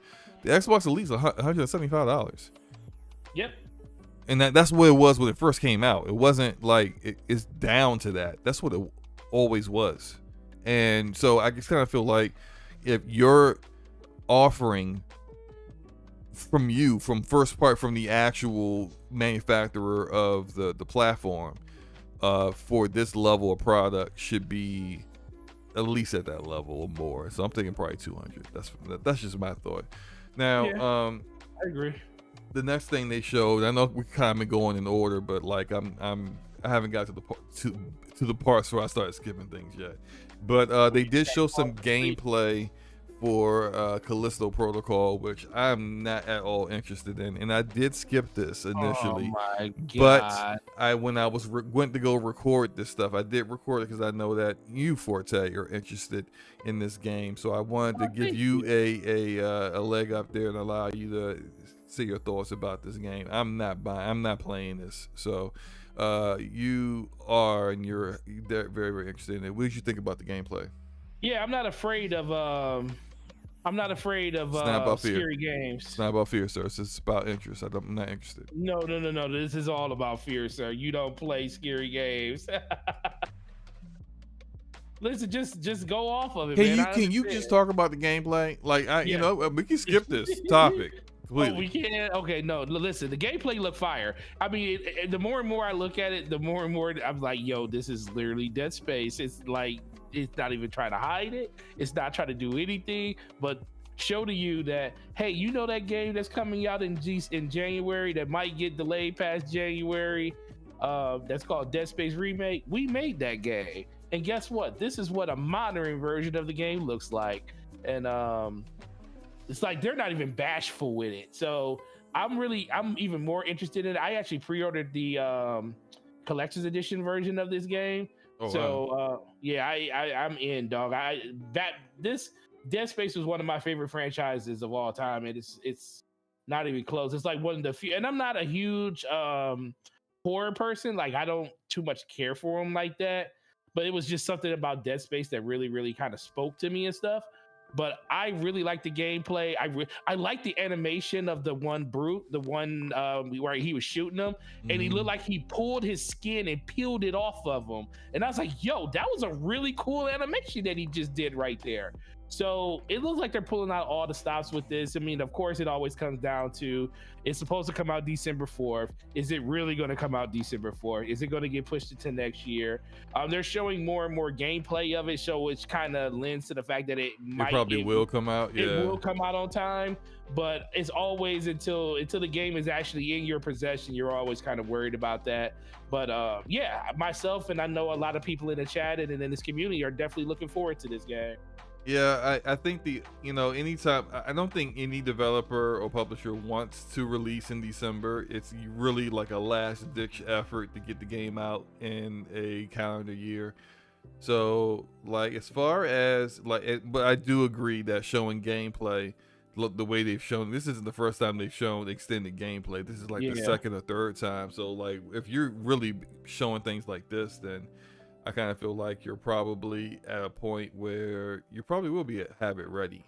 Of course, this isn't like, these kind of vertical slices like this doesn't necessarily mean that it's in a great state. It could be very buggy, and it may need that polish, and it might need to get pushed to like February, March, in order to make sure that it's actually ready to go. But it does seem to me, at least to me, that it's going to be out on time. Now, the next game, which I thought was funny because they had to make this distinction that, like, it's not Lords of the Fallen, it's the Lords of the Fallen, because there was like another game called Lords of the Fallen. But this is another thing that I don't like, and this is the reason why I decided to bring it up. I thought the trailer was cool, very cool trailer.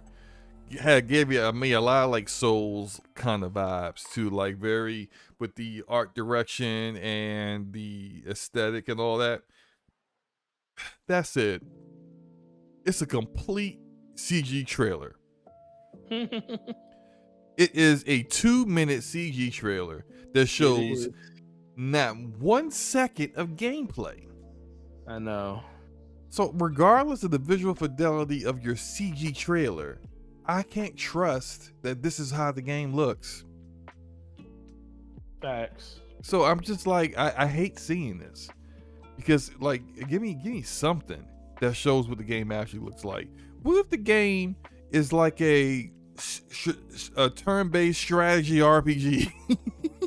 So none of the dynamic, like, battles and everything you see them doing has anything to do with the game. I mean, this is what WoW is the turn-based strategy RPG, but WoW would have like a trailer like this, and you can get into the game will look nothing like the trailer. Yeah, but you know, it also became a meme with with Blizzard when it came to like, wow, whenever they put out a trailer, it was like, yo, we get to see one of those movie style cinematics from Blizzard, you know, because people really look forward to those. Even when it was Diablo, StarCraft, that was something that people look forward to seeing. Right. They knew it had nothing to do with the gameplay, but that's something they kind of set up when it came to that. Versus this game, we know what Lords of the Fallen looks like. We actually seen it. It's actually a game that's out right now. I understand that, but I think that has nothing to do with this game, though. Well, and that's a whole nother thing. So that kind of lends to like why I feel like it's going to be something different, because people kind of know what Lords of the Fallen is. So is it going to be completely different? I don't know. It's like it's weird that was a decision they went, but like I always said, we can't really get upset at it, because we always say, like, if you're debuting a game, we have no problem with them showing a CGI trailer.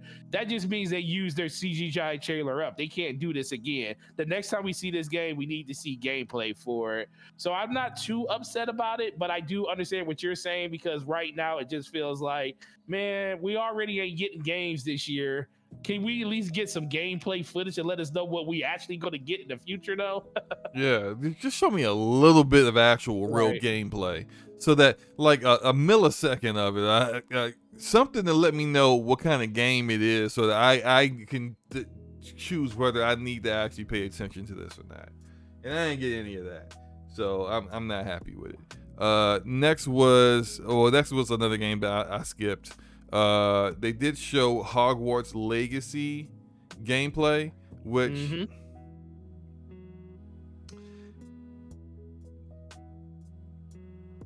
You there, Solomon? Yeah, I'm here. I'm trying to say this. Oh, I'm trying to say this in a way that's like not. So I don't think this is one of two games that I was interested in. Saw gameplay of it before, but then saw this gameplay and didn't think it showed as good as previous stuff showed. I didn't really care for what I saw from Hogwarts Legacy at the show. What about you? The game doesn't come out till next year, so I stopped really paying attention to it, honestly. It's just like I saw months ago some gameplay that, you know, showed like the spells and what fights look like, with, you know, and I thought that looked really cool. And what? I said Bilbo Baggins. You know that's Lord of the Rings, right? I know. Okay. I just wanted to say Bilbo Baggins. I know. I'm not sure. Don't read too much into it. I'm not sure. Okay. I don't know. Like it doesn't look bad or anything. I just didn't care for what I saw. I didn't really. It didn't shock and stand out to you like when you first saw the reveal. Right. Yeah, I'm with you on that. And maybe this is partially why I kind of choose to, once I'm like, I am sold on the game, I don't keep watching new things they do, marketing things they do, because I kind of, one, I don't want to be spoiled of things, and then two, I just sometimes they leave me like a little disappointed with things, and they kind of like sullies how I feel about it. But I don't know, like you said you stopped paying attention to this game once. I didn't. I barely looked at this trailer because it's like I already knew I was interested. But the thing is, once you're interested, unless you know, like, okay, so like it's a difference. Like Destiny wise, I will always watch a Destiny trailer because I'm already bought in for the long term. So I want to see the new stuff that they're having. But like Hogwarts was a game that I was kind of on the fence about. So when I first saw it, I was like, yo, this actually looks way better than I thought it was going to be. They're doing a lot more with the systems. It's got this this progression tree. You got different spells and different casting and stuff. I thought it was really, really cool. But then I was like, okay, I don't want to watch anything else because I'll talk myself out of it if they show something that doesn't look as good. And in some people's eyes, that's kind of what this trailer did. It looked like it was kind of more of the same. And it kind of questions the depth of the game because they really didn't show anything like really new. So I think for some people, they're like, okay, it's cool and all, but I really didn't need to see this trailer because it's not doing anything different from what they showed the last time. And usually when you get to shows like this, you want to see what's new, and they didn't really do that. Yeah. Real quick, shout out to Texas for clarification here. So this actually is a part of the Lords of the Fallen IP. It's a sequel. It's a sequel to Lords of the Fallen. Oh, they definitely should have showed some stuff then. But check this out. It's a sequel to Lords of the Fallen, but all you did was call it The Lords of the Fallen instead of Lords of the Fallen 2 or Lords of the Fallen, you know, with a like Armageddon or Apocalypse at the end of it, something like. So you gotta do more than the at the beginning of the title to let us know what the difference is between this game and the previous game. That's like the worst freaking naming could. Right. Whatever. I agree, 100%. Yeah. Let's move on. Let's move on to something that I am 1,000% disappointed with. Scorn. New Tales from the Borderlands. Oh, yeah. Another terrible name for a game. There's Tales from the Borderlands. Now there's new Tales of the Borderlands. What happens when you come out with a third one? What are you gonna call that? Because you named the second one new, which is no longer gonna be new at that point. It's gonna be old. It's just stupid. Stupid naming conventions with dumb decisions that they made for this. We see Reese, one of the main characters, briefly in the trailer, but he's not a main character in this. There's no evidence of Vaughn or any of the other main characters from the first game. I would have much preferred that they would have just continued their stories. We know Reese and Vaughn were in Borderlands 3 briefly, and all the other characters weren't even mentioned. There was just like a picture of one character on Reese's desk, the one that he had a brief romance with. But it's just like, yeah. It's disappointing, huh? Disappointing for two reasons. They didn't go with characters that everyone loved, which is like, why? Then two, these characters look they look boring. You know, and some of the jokes in the trailer didn't hit. So I'm just like, it's coming out in October.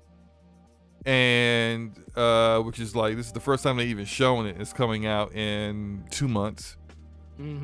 And I'm just like, it's not being done by Telltale, even though Randy Pitchford went up there and was like on stage and said, you know, we brought in people from Telltale who worked on the first game. And I'm just like, right. You know, look, I've fallen for that song and dance before with Back 4 Blood, when it was like, you know, made by the creators of Left 4 Dead. When it was like, it's just the creators and the name of the studio. It's like less than a dozen of y'all left that actually made Left 4 Dead. So right. Yeah, I'm not falling for that. I'm just not.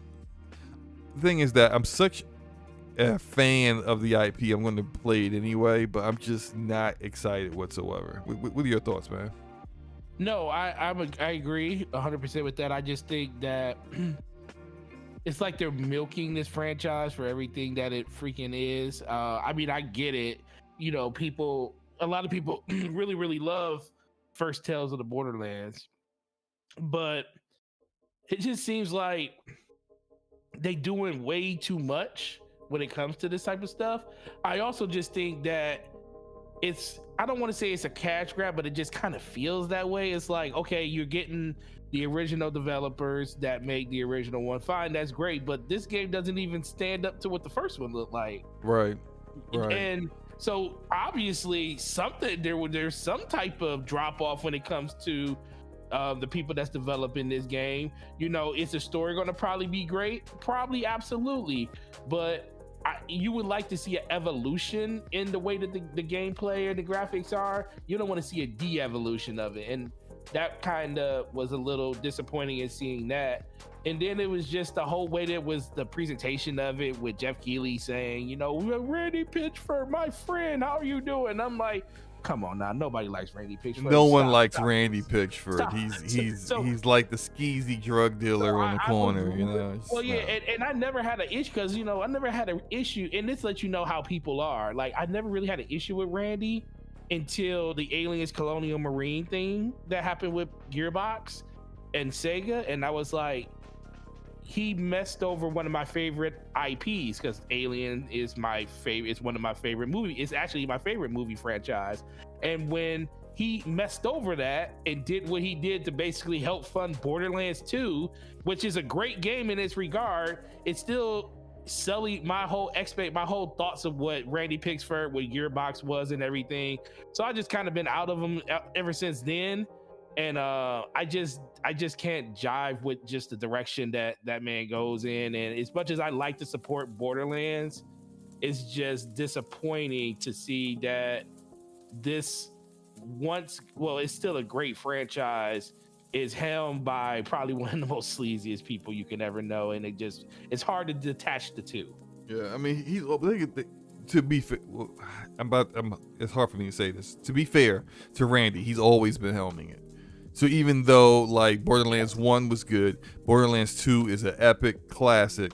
Like he was the studio head, when both of those games were made, for all of it, right? It's just that the lead writer, I remember his name. Last name is Birch. Can't remember his first name, but he's no longer working on the games anymore. He's the one that created a lot of the awesome characters, wrote a lot of the great storylines from 1 and 2 and all the expansions, and clearly they have not found their legs since he left to kind of come up with stories that are at least on the same level. And that's another issue I have with this, is that this kind of game, Tales from the Borderlands, is very story driven. It's done in that Telltale / Supermassive / Quantic Dream kind of format, where it's the walking simulator that people talk about, but like what really saves it in the fact that it's lacking in gameplay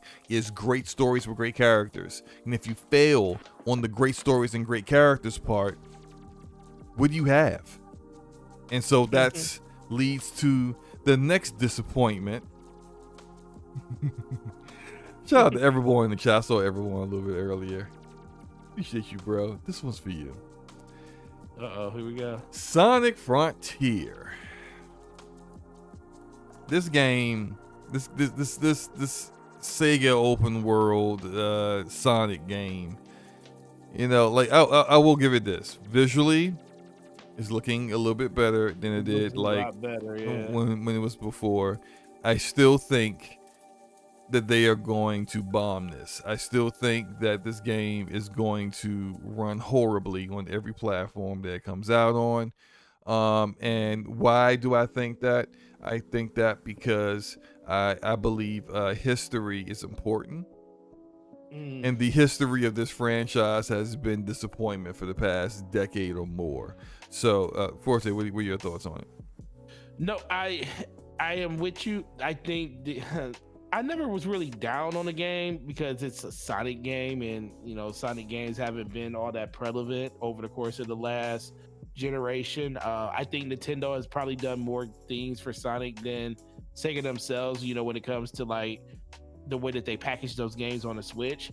But yeah, when I saw this one, I was like, okay, this looks a little bit better. It seems like the world's a little bit more open. I mean, a little bit more field. Sonic looks a little bit better. I think it would just need a little bit more polish and stuff.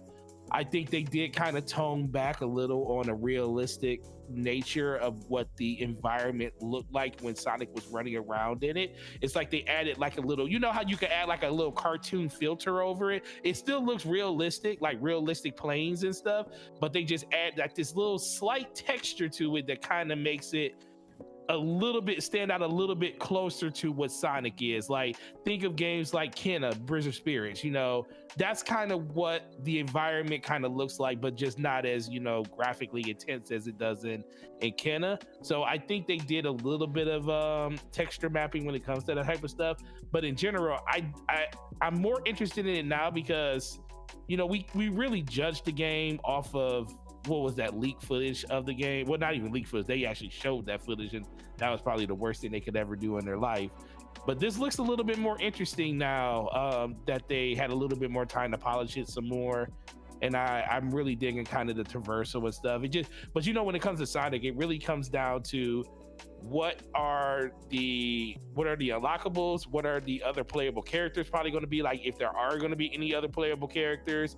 What are the NPCs going to be like in the game? Is there a way you can play this game in co-op? None of that information that's really been divulged at this point yet.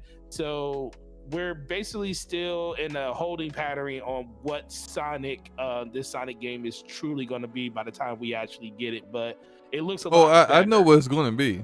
Oh, well, yeah, okay. Well, Disappointment. Sega already knows what it's going to be. They not even trying to move the game out of the way of God of War. They were just like, yeah, so what? Well, every game doesn't have to be like, oh my God, we need to get out of the way of God of War. If you want your game to sell, you should probably not So what we're saying is Ubisoft is sending Ubisoft is sending out what's the name of that freaking pirate game out to die that comes out the day before? Oh, absolutely. They just want to get rid of that. Skull and Bones. They trying to get rid of it. Get this over with. Just get it out of here. We've been trying to get this over. Trying to get this thing up out of here, bro. Get. Why are you still here? Go. Like just while the getting good. Just end it. In development. We done lost enough money on this trash. Just get. Like when Ubisoft just don't even care. Like they just do very little marketing on the game. They very little anything. They're just like, yeah, we're working on that. Sure, yeah. Yeah, I found myself looking at that Skull and Bones trailer again. I was like, this still doesn't look good. No. Still don't look good. Game comes out in less than 3 months. And terrible. Yep. There was a game called Under the Waves. Skipped it. Goat Simulator 3. Skipped it. Return to Monkey Island. Skipped it. You skipped Goat Simulator 3? Yeah. Goat Simulator? Yeah. Oh, man, you skipped it. Yeah. Should have skipped the whole middle of the show. I watched Moonbreaker just because Brandon Sanderson, my favorite author, wrote the story for it. And when I saw the game, I was like, skip. Skip it too. So, I was listening to it, and the first thing that popped in my head is like, oh shoot, Brandon Sanderson. And he was talking about, I said, maybe it's that game that Slumbo was hyping up. He said, I can't wait to see what it is. It's gonna probably be epic. And then I saw it, I was like, I wonder how Slumbo feels. You knew how I felt. I did not. I don't want to play that. I read the same thing when I was on the phone. I said, so what did you think? He said, man, I thought it was gonna be something different. That was trash. Right. Friends versus friends. Yep. And so then we get to probably it's 1A or 1B of the best thing that I saw at the show. And that game is Lies of P. And so Lies of P has come out as a launch game in Xbox Game Pass. So when the game releases, it will release and be available on Xbox Game Pass the same day. Coming out in 2023. There's no season. It's just somewhere in 2023. So it could be November. It could be October. It could be May. We don't know. But the game looks awesome. It's like a kind of like a take on Pinocchio or something. Like combat though, this is like a Souls-like game that actually just looks good. A lot of the Souls-like games I have not liked. I didn't like, what's the name of it? I can't remember the name of it. There's so many of them I've played that have been terrible. Mortal Shell sucked. There's another one with the anime characters, and I'm always forgetting this name, but I thought Jump that Force? was. No, anime. You said anime characters. I said Jump Force. No, the characters look like. Art style's awesome, and they look like anime characters. But the gameplay was awful. And I haven't played Thymeria yet. I have it. It's installed. Also, the Surge. I didn't care for either. Code Vein. Thank you, Code Vein.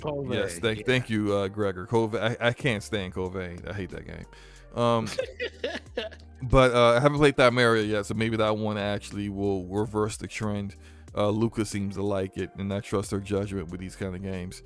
But this one looks really good, and I am really excited to play this one. What about you, man?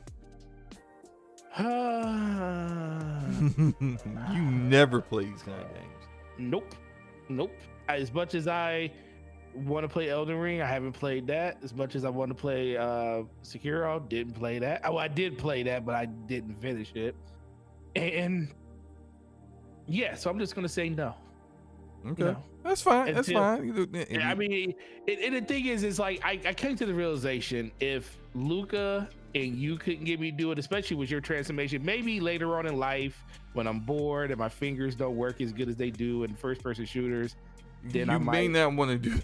You may not want to wait that long. Make that, You need to have some long. good reflexes with these kind of games, because like mistiming things, not parrying correctly, not dodging well, those kind of mistakes will leave you pretty frustrated with some broken controllers if you know.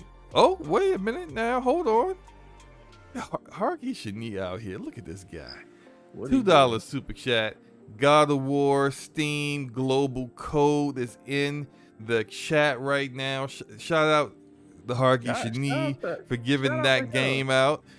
If you have Steam, you have a PC that's capable of running it, and you don't have God of War, go ahead and grab that code. And thank Hargy in the chat once you do, and there you go. Shout out to Hargy Shani. Yeah, man, he be out here. That man be out here supporting. Yeah, blessing people. That's what's up. Anything else you want to say about Liza P? No. Okay. Nothing. All right, cool. So this is another one that had a little bit different, had a massive CG trailer, but they did show gameplay for like the last 10 seconds of it, and it's called Atlas Fallen. Now the whole time I was watching this, I'm like, this looks amazing, this looks awesome. I'm like, what is this, right? And then at the end, and then after seeing other teaser trailers they showed during the show, I'm being like, come on, man, please show me some gameplay. They actually did show some gameplay at the end, and the gameplay looked very close to what the actual trailer provided. So I'm interested in this game. Comes out next year as well. Big Mike says somebody claimed it and didn't say thank you. Like, whoever claimed it, please just say thank you in the chat to Hargy for the free game. We're not savages here. We're not savages here. We're 10%ers. We let people know. Yeah, we have manners. It's okay, manners and stuff. Anyway, this game looks like I don't know what's going on. See, you got weird powers like levitation and all kinds of stuff, and like they just pull massive swords and axes out of thin air, but it looks cool. And when I saw the trailer of Atlas Fallen, I was like, man, if the combat is close to this, I'm kind of sold already. And I'm kind of sold on this. What do you think about it? When I looked, I was like, yo, this looks really, really cool, but is this game gonna look like this? And I think the whole thing was traversal. Traversal is a big thing that a lot of these games are trying to like kind of show off. Mm-hmm. Like she's skating across the dunes. The dunes, yeah. It looks really, really cool. But it looks really, really cool when you're looking at it in like, this setting. Like the one thing I will always agree with you on, when I know you all, we went back and forth about, showing actual gameplay, like how Halo or Destiny, they cut their gameplay up in a way that makes it look very cinematic and really stylish, even though if you're looking at the actual game, but you'll never play it from that perspective. So seeing the traversal makes you like, okay, this game looks like it's going to have a lot of traverse. It's going to have a lot of boss fights, a lot of big battles and stuff like that. But what does it really feel and look like? Now, you can't really judge on feel when you're watching a trailer, but you can always base it off of the look and just the aesthetic of what's going on. So that is kind of a question mark for me still, but it looks good, and that's checking one box off. And then when you see those huge freaking axes and swords that come out, and they actually like look at this gameplay now that you're showing. They're showing gameplay here. Does that look anything close to what it like the stylized over the top that they show earlier? I mean, I'll leave that to you. But Focus Entertainment, let's be for real. Focus Entertainment, they have made really, really good games in the past. True. So they are definitely worthy of giving a shot to when it comes to like, hey, this looks interesting. I don't know if it's really going to be for me.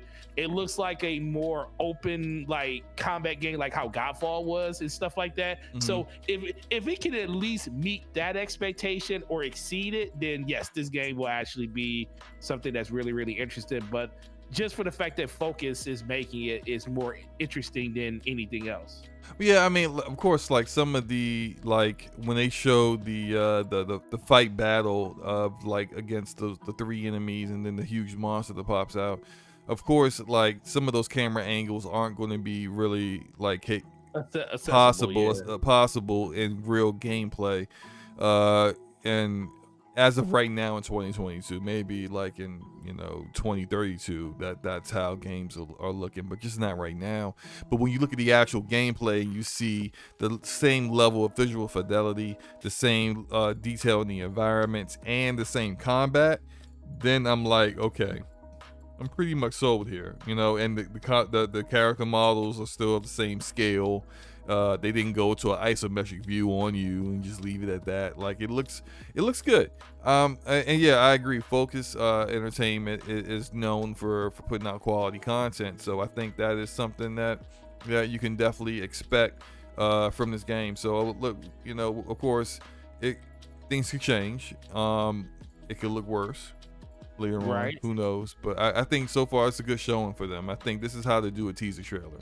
If you're going to do a Blur Studios kind of trailer showing your game, make sure that the combat that you show in the game is representative of at least representative of what gamers can expect to play, and then give us a good quick hit of cuts of what the actual combat does look like, so that we know the excitement that you showed in that 2-minute trailer it wasn't cat. It's gonna be that kind of combat or close to it. So, and it's shout out to Dory in the chat, says looks like a properly done Forspoken. I would have I probably would have agreed with you a week ago until I saw Sony had like dropped a 10-minute trailer of a 9-minute trailer, well, not even a trailer, it was 9-minute gameplay breakdown of Forspoken. And it looked really good. Like visually, things are starting to get cleaned up. It's like it's not perfect visually. There's still some issues here and there, but like as far as combat wise goes, I like what I saw from clearly somebody who knew how to play the game. I like the person with the IGN gameplay, so I appreciate seeing that. I wish that this is something that like when they first showed the game, that this is what all they showed. When they did the teaser trailer initially, which got everyone interested, got me interested. I even made a video off of it. But after that, what they showed in that 9-minute trailer should have been what was all that they have shown about the game, to kind of keep people's from wavering back and forth on the hype. He says, what about the writing? The writing still sounded cringe to me, even in the 9-minute gameplay. But here's my criteria on things. For me to really enjoy a game, you gotta be excellent at something.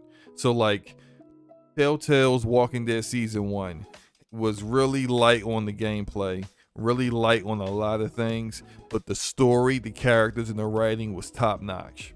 I can't be mad at that. If you're top notch at something, I'm going to enjoy playing your game. So if you got some top notch gameplay, but the main characters, like, shout out to the actress, because I think she's a really good actress, but like she can only act and do voice acting for the lines that are written for her. Right. She can't, exactly. She can't write her own lines. The lines is trash. It is what it is.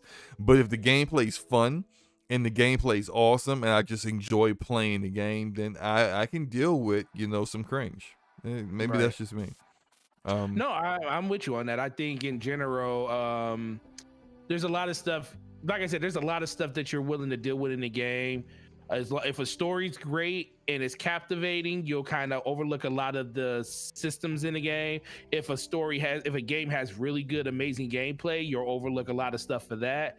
And if you got actors or voice actors in games that you really, really like and you just want to see what their portrayal of a certain character is because you're just interested in that character, that will do it too. So there's a multitude of different reasons for a person to play a game, not just because, oh, I just want to play games because I just like playing games. A lot of people have different motives and stuff like that. So I definitely agree with that, with your take on that one.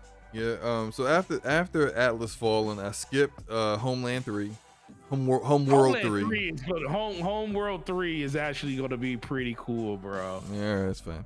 If you're not into the whole base building thing, though, then I am. I'm just not into it right now. Got you. Like I played, like the last one I played that I really enjoyed was Frostpunk, like a couple years ago, and I really dug Frostpunk. But I just like right now, I'm not feeling it. Honkai, Star Rail, skip that too. Your typical Genshin Impact game, with all the gacha systems. I'm not into the gacha stuff right now. But if you are, hey, look out for that game.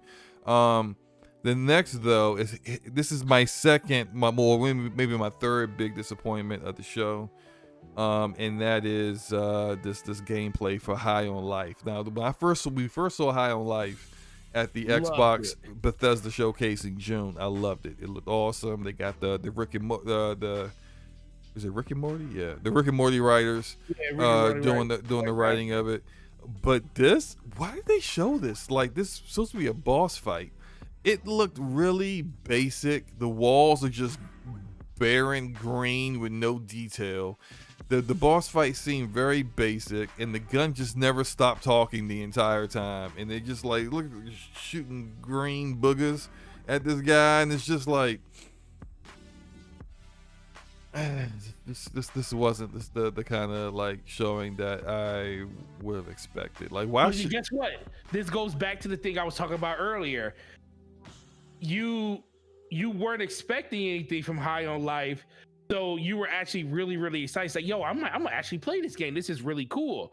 But then you see this trailer, and now you have a completely different take on what the game could be. And now you have a negative connotation of what the game is. It's not saying it's going to change your opinion on if you're going to play it or not. I'm still going to play it. Yeah, I'm still going to play it too, because I still like the whole, guns that talk and stuff like that is really cool. But this trailer probably turned off a lot of people that were just interested in just the aesthetic, because sometimes the aesthetic itself isn't enough. Yeah. And sometimes you can have too much of a good thing. Sometimes I think like the guns constantly talking while you're trying to focus on the boss fight. I'm not really trying, this happens sometimes and I guess this is kind of like a streamer thing. Like when I'm streaming Rogue Company or Splitgate, or Halo Infinite, whatever, and like you get into like a sweat fest, or you can't really be engaging with the chat no more, because like you're trying to focus on not getting bodied, and you want to dominate, and so like in a boss fight, I can see like your guns constantly cracking jokes and swearing and stuff to be a little bit of a distraction.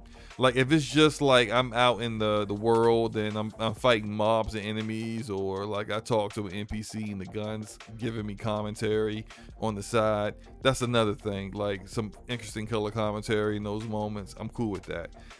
During a boss fight, yo, can you just shut up? So I can focus on what the next step is in the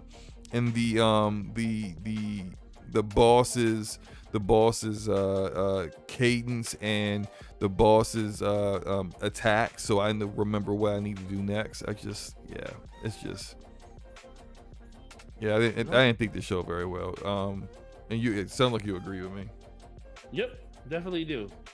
Doesn't change the fact that I still want to play the game, but yeah, I'm still gonna play it. Yeah. Next was the Expanse, which is actually being made by New Telltale. The New Telltale studio, that is a bunch of people that have the Telltale name but aren't the same people that ran Telltale or all the devs that were there. Because they're making Borderlands now. The new Borderlands. Right. The Expanse is a TV show that I think is really cool. Yes, it's an awesome sci-fi TV show. If you're into sci-fi, I definitely recommend it. This one is I think this is being worked on in conjunction with New Telltale and Deck Nine. Deck Nine, I think Deck Nine has worked on some stuff with. Let me about to look it up real quick. I feel like they did some work with Don't Nod. I think they did too.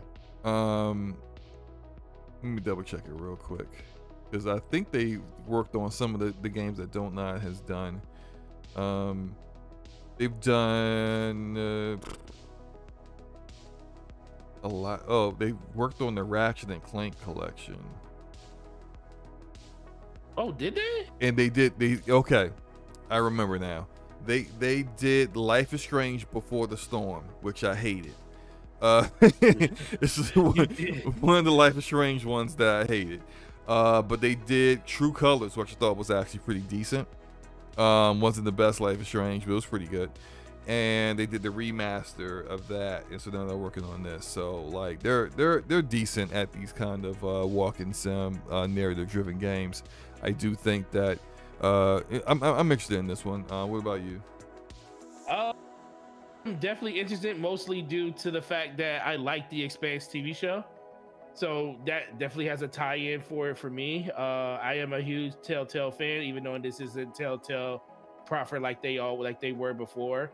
So I'm definitely interested in it. My question just ultimately comes always down to, how close to the source material are they going to stick into, or are they going to have their own unique story with these characters and stuff? Because that's the one thing I think they did really, really well with the Walking Dead series. Yeah. Of course, they had kind of tie-ins when it came to Michonne and stuff like that. That was kind of added at a later date when it came to those expansions. But Clementine was a very unique story outside of the traditional Walking Dead stereo. They didn't tie Clementine's an amazing character. They did so good with that. Yeah, so I actually felt like running back through the series again, maybe next year. But yeah, I agree with you. Yeah. So that's the thing for me. It's like I always worry about just that when it comes to when they're making these games and stuff, because I already know what it's cool to have tie-ins to the to whatever is happening inside of the game when it comes to just the aesthetic of those characters and stuff. But when you're making it only about those people and not your own unique story, it kind of loses a little bit of its luster for me. So, I think they're gonna do fine with it though. I think not all of Telltale's work was canon to the IP that they worked with, but a good portion of them were. Like A Wolf Among Us is canon to Fables, which is the IP it was based off of. The Walking Dead series was canon for a while. I think Robert Kirkman went back on that after a while. I think it may have been canon to the graphic novel, but not the TV show. If that makes sense, I can't remember which one he said it was canon to. But I know the Guardians of the Galaxy one they did and the Batman stuff was not canon.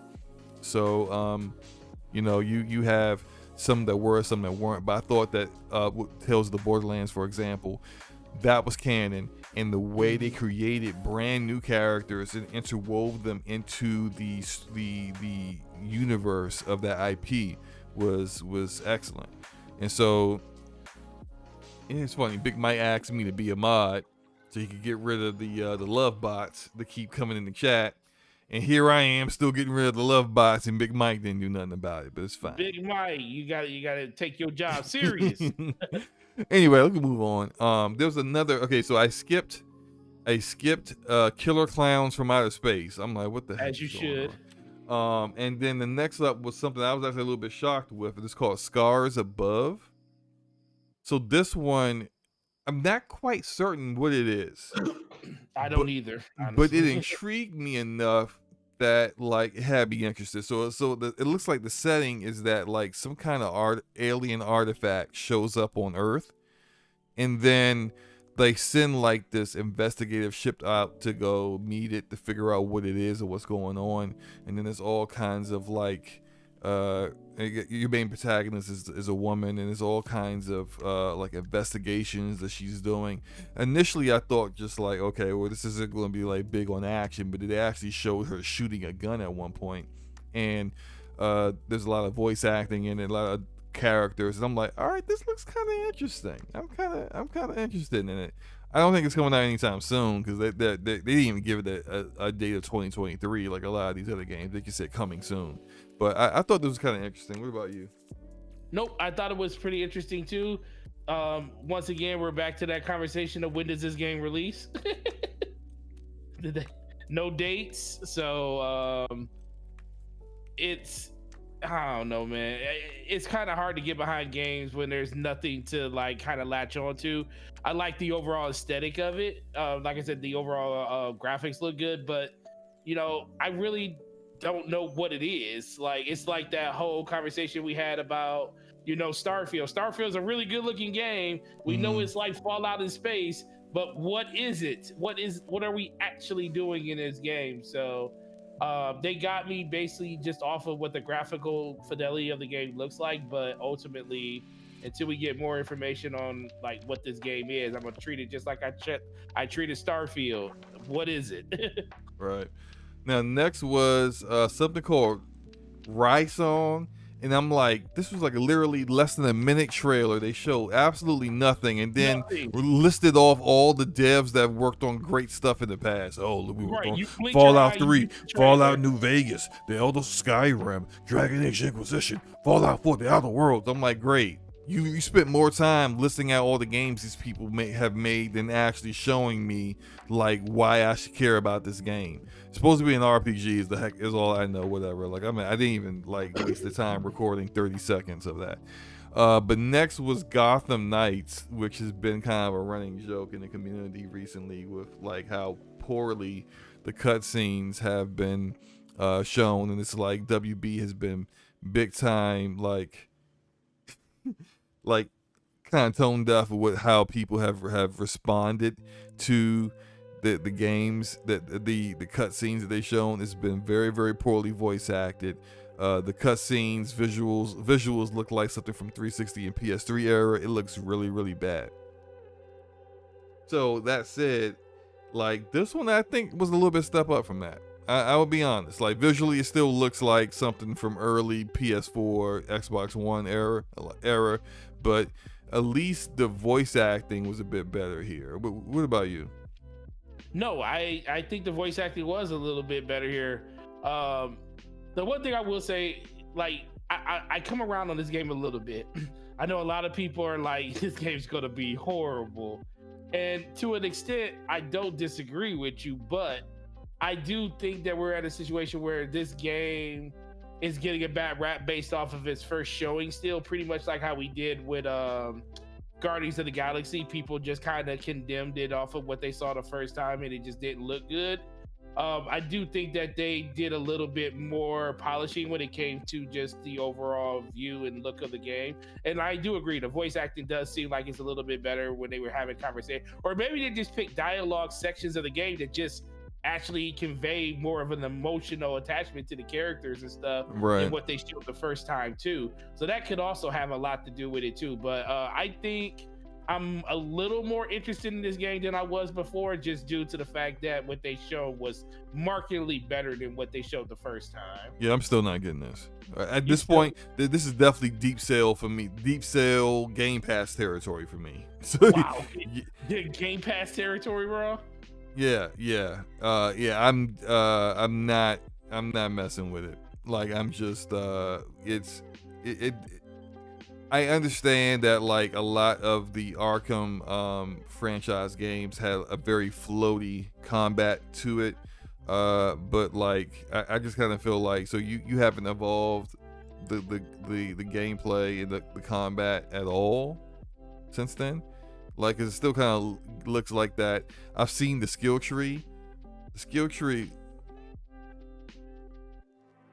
looks bad, bro. Like, it doesn't look all that good. It's what is that? That's very poor compared to skill trees from a lot of different games. Even Godfall had a better skill tree than that, and that's like I know like looter shooters typically have like a very, very deep in-depth skill trees, but you look at something like came out like a decade ago, Borderlands 2, and look at that skill tree, and look at like the skill tree that they provided and they're providing in Gotham Knights.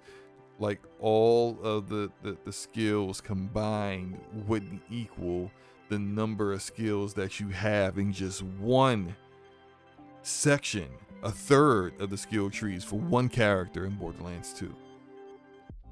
Nor do they seem to have the kind of weight that some of those skills where they can actually like completely change the gameplay of your character. So I mean, I know I'm saying this without actually playing it myself, but just based off of what I saw from their trailer. I mean, that's a legit feeling though. Yeah, it just didn't look all that great. So look, if the game turns out to be one of those like Guardians of the Galaxy where it looked awful and then turned out to be great, then I will eat the L, absolutely. But I don't think I'm eating any L's off of this one. I just think it's going to be a bit of a disappointment.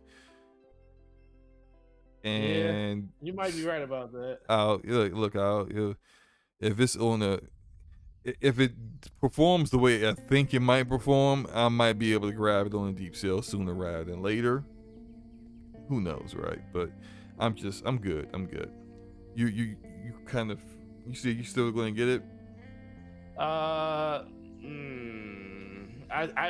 was always on the fence about this game still. It really just depends. Like, what's the date? What is the game? October 25th? Yeah, October something, yeah. Yeah, it comes out, what? October 21st. So it's 3 weeks before God of War. So it just really, honestly, it depends on... Probably not, because I'm gonna be in my God of War phase right then and there, because I want to finish 2018 on PC just so I can. That's what I'm gonna do. Yeah, before in October, I'm definitely playing God of War 2018 again on PC since I already beat it on PlayStation. I'm gonna play it again on PC, so it's all fresh in my mind before Ragnarok comes out. Yep, that's how I'm feeling about it. Okay, cool. The last one that I recorded, because everything else after this I cared nothing about. I think so. I may have gotten it out too. I don't know. But this is the 1B, 1A or 1B I was talking about before with Liza P. And it's called Where Winds Meet. And this trailer was sick. I'm just like, what is this? It gave me Black Myth Wukong vibes. Same setting, same feudal, not feudal, I would say feudal Japan, sorry. Like dynasty era, China, setting. And what I really enjoyed about it was the combat looked different. So like there's these moments where it just seems like you're using abilities and it like freezes time, almost kind of like in an RPG where you're able to kind of like freeze time and make a decision on what you want to do before you unfreeze time and let the actions play out. But the combat is very dynamic and fast, like Black Myth Wukong. And so seeing all that with the visual fidelity of the game and the setting, it just all speaks to me. So whatever this is, whenever it's coming out, I don't know when, but I'm day one on it. What about you? Yeah, I was looking at this and I was like, yeah, this looks eerily more interesting than I thought it was going to come off. Looking at, I'm not going to lie to you, the scene with the cherry blossoms burning, I was like, oh my God, this looks so cool. And just the global illumination that they used in the game looks really, really cool too. I found myself more interested than I thought I was going to be into it. But once again, it comes down to, okay, when is it going to come out? Now, is it a day one? It just depends. But I'm definitely going to play this game at some point. I'm definitely interested in it. And it's like, it seems like they're just knocking it out of the park when it comes to like this, this stylistic, combat system that they're doing, alphabetical jumps and everything like that. They're doing a lot of stuff, like the feudal Japan look that it has, even though it doesn't kind of take place there. Like, it's like they're taking a lot of those lessons that they saw from places like Ghost of Tsushima and stuff like that. Black Myth Wukong and stuff, where you just see just how the environments look good, because if you're able to fight in an environment that looks as clean and as gorgeous as these look in this game, that is part of the aesthetic that makes you want to play these games, because you just enjoy the world that you're in. And I think that has a lot to do with a lot of people probably wanting to give this game definitely a try too. And then as long as it nails the gameplay portion of it, then I think it's going to be really good. Yeah, I'm hyped for this, man. This game is, it's just this. Like I said, it just like the whole game spoke to me. Like everything I saw about it, I was just like that. And something I will say that I'm kind of one thing I might be concerned about: the number of NPCs in the town. Like I'm showing that part again. Like it kind of reminded me of like the first time I saw Anthem, and when they showed the city in Anthem.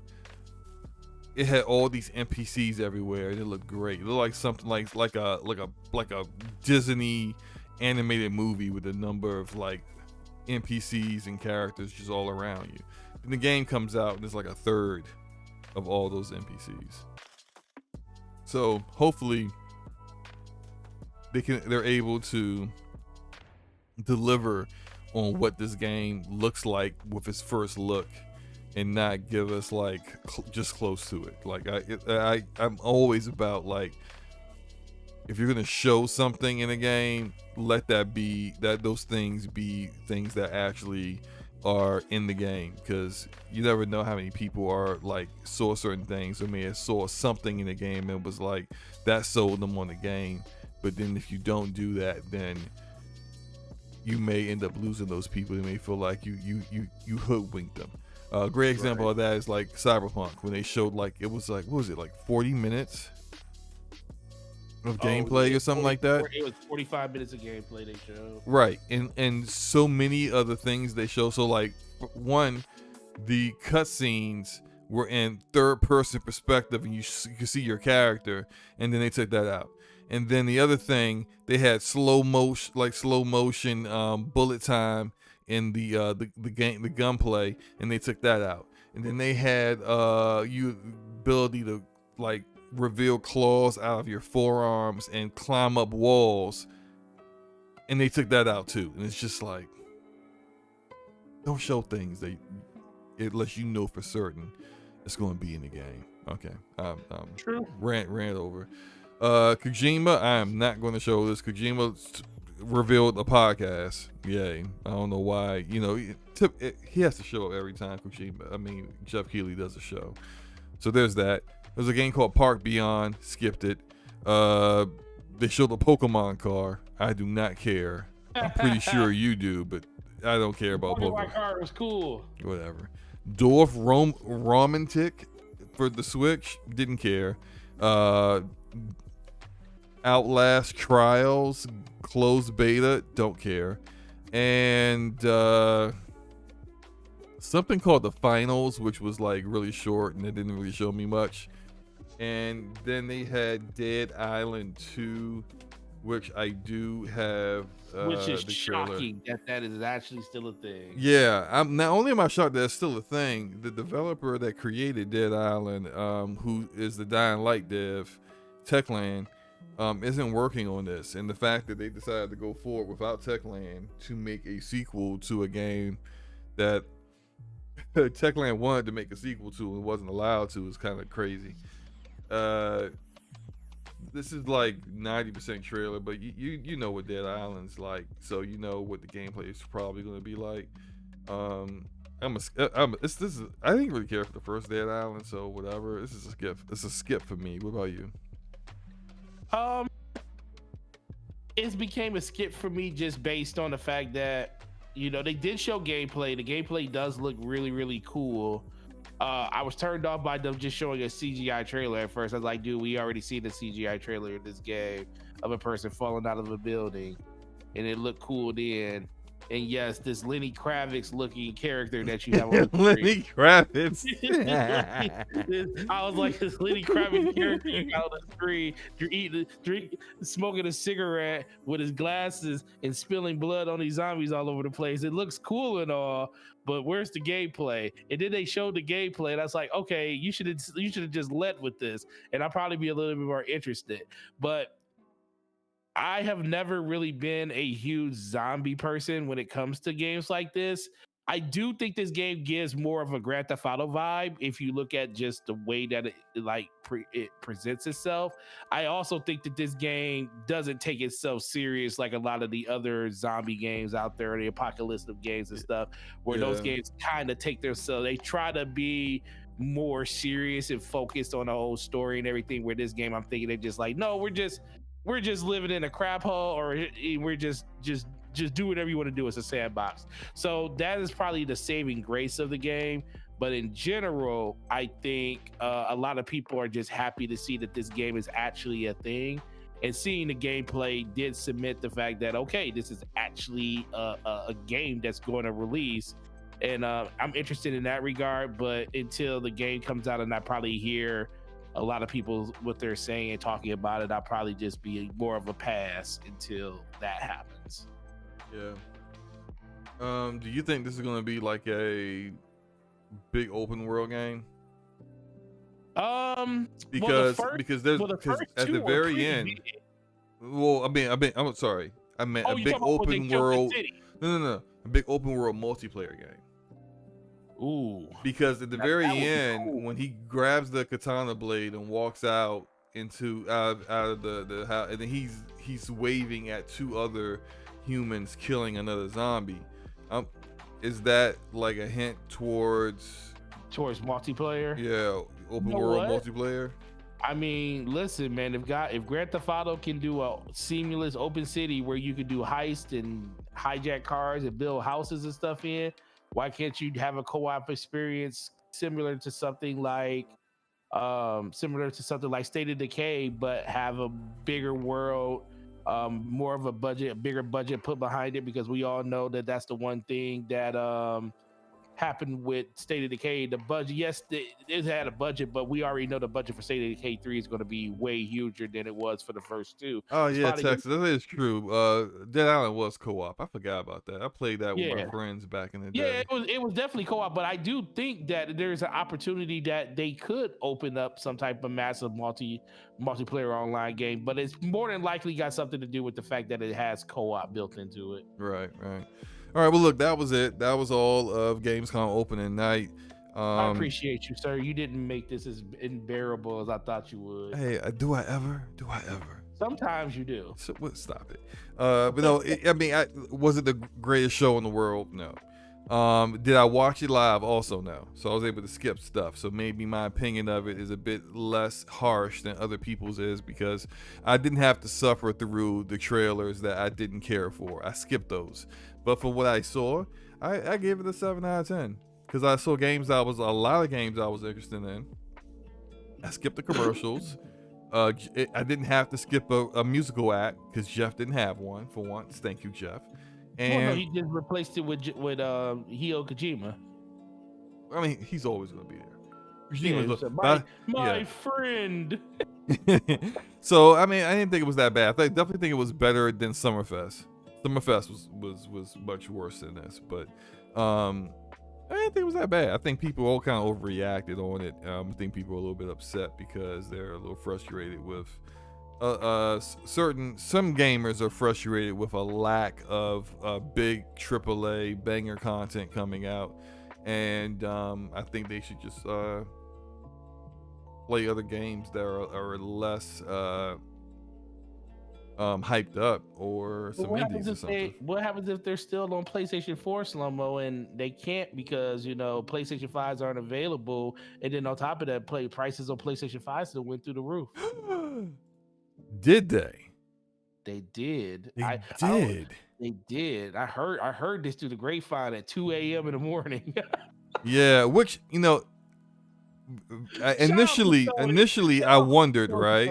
Initially, I wondered why the heck did they release this information when I they know did, right? exactly why they did it, because America is the biggest multimedia hub when it comes to putting news out, in the country, in the U.S. country, or North America was sleep. No, It would- that wasn't it. that's part of it. Nope. This is why. Oh, okay, go ahead. Why? The UK is 5 hours ahead of us. They are. When we look at as why you release this at 3 a.m, when the price hike does not affect us at all. The people who primarily were affected is 8 a.m. in the UK.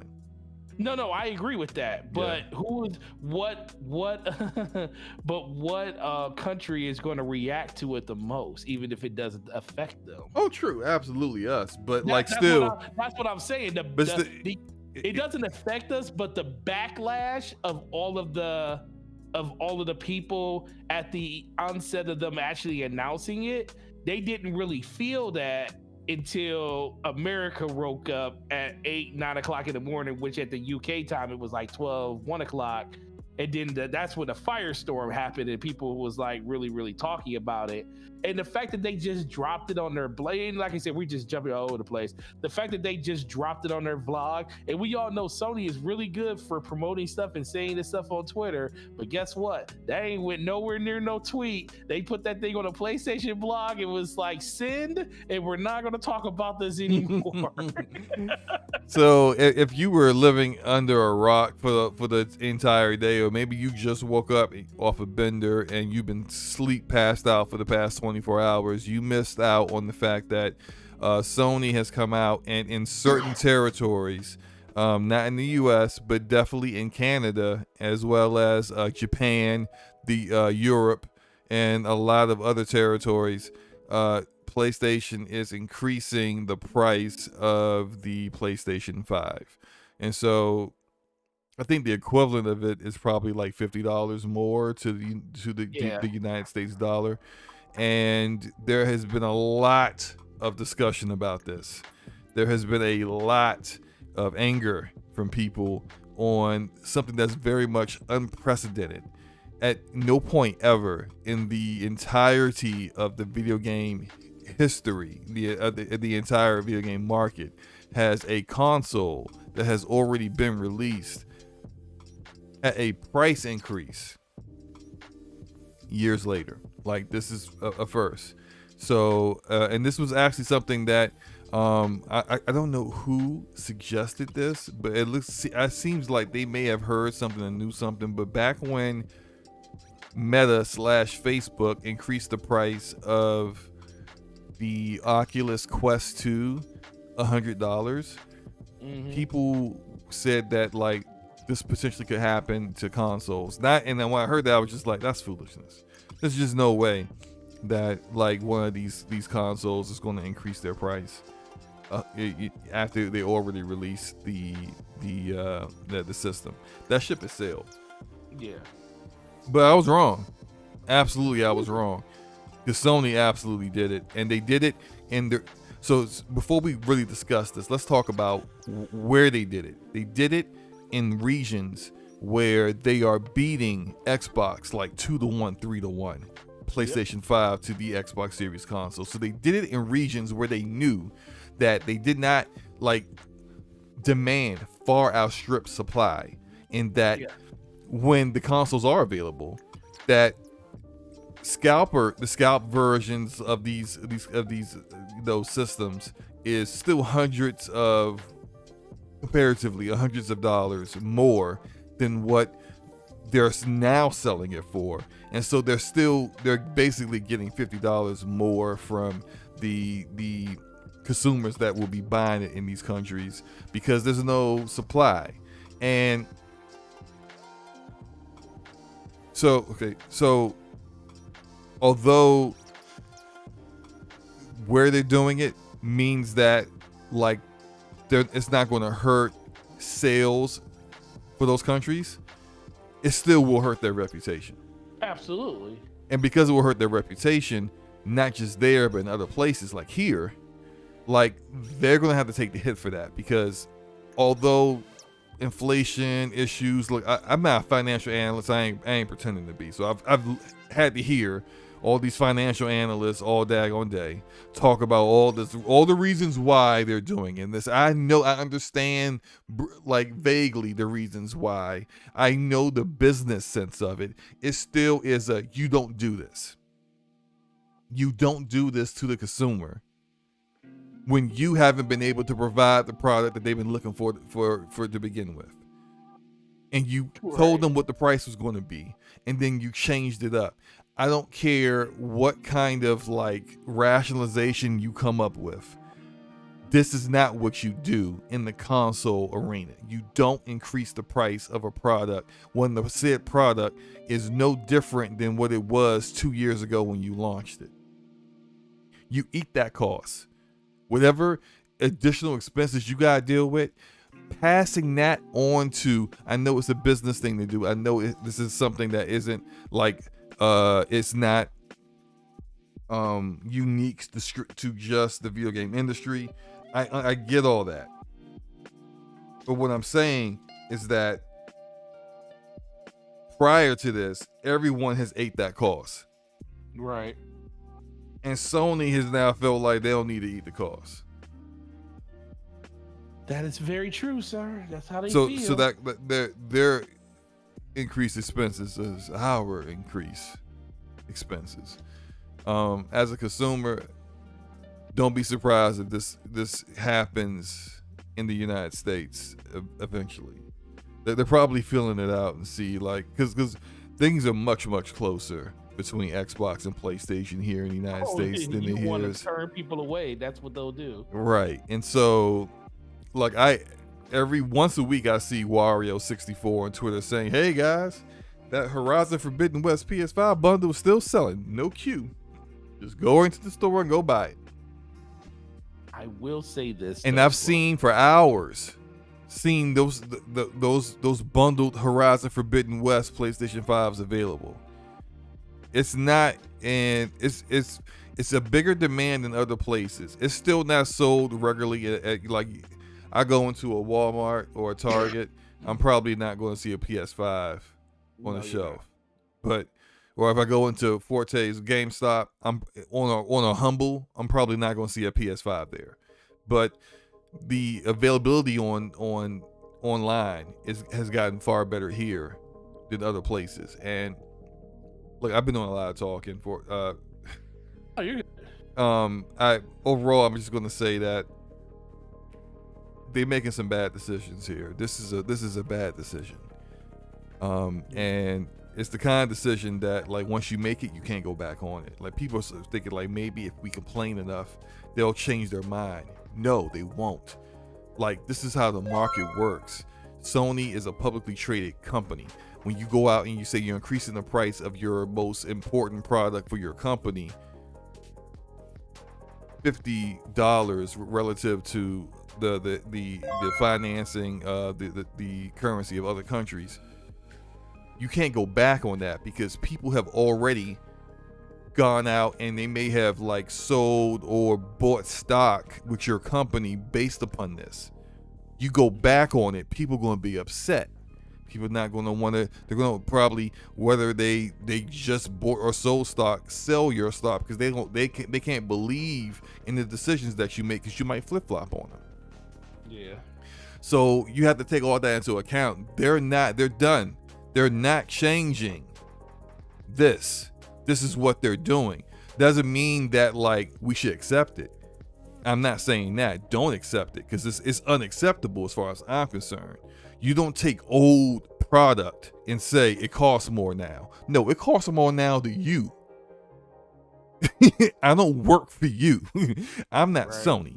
So now, although I already own a PS5 and the price isn't here for me in America, it could very well be so. And for those who are out there saying these kind of things like, well, it's not in the United States, so what you complain about? It's not affecting you. What if it comes to the United States and my PS5 breaks? And I'm out of warranty. I need a PS5 now, don't I? So stop with the cap, stop with the stupidity, stop with the dick licking. I know we don't say that on DPS, but I think it's relevant to today. Stop corporate shilling for companies. At this point, I don't know what some of you guys would finally complain about. Stop cucking for corporations that don't care about you, and show they don't care about you on a daily basis. Just cut it. There's nothing cool about this. There's nothing. You can talk to you're blue in the face about all like the reasons, business reasons why they did it, and I think all of that's valid. Yeah, there's inflation, sure. The supply chain, things have increased, sure. I get that. I understand it. It costs more to make the system now than it did when they first made it. But I also believe they had that stare down contest with Xbox for the majority of 2020 because they wanted to launch at $600, but they couldn't. Oh, they couldn't. Because they didn't want to be more expensive than Xbox right off the break. So they want to see what Xbox was doing. Hopefully they go 600. Let's see what happens. Oh, they went 500? All right, damn it. Go 500. That's why they did all that. Clearly.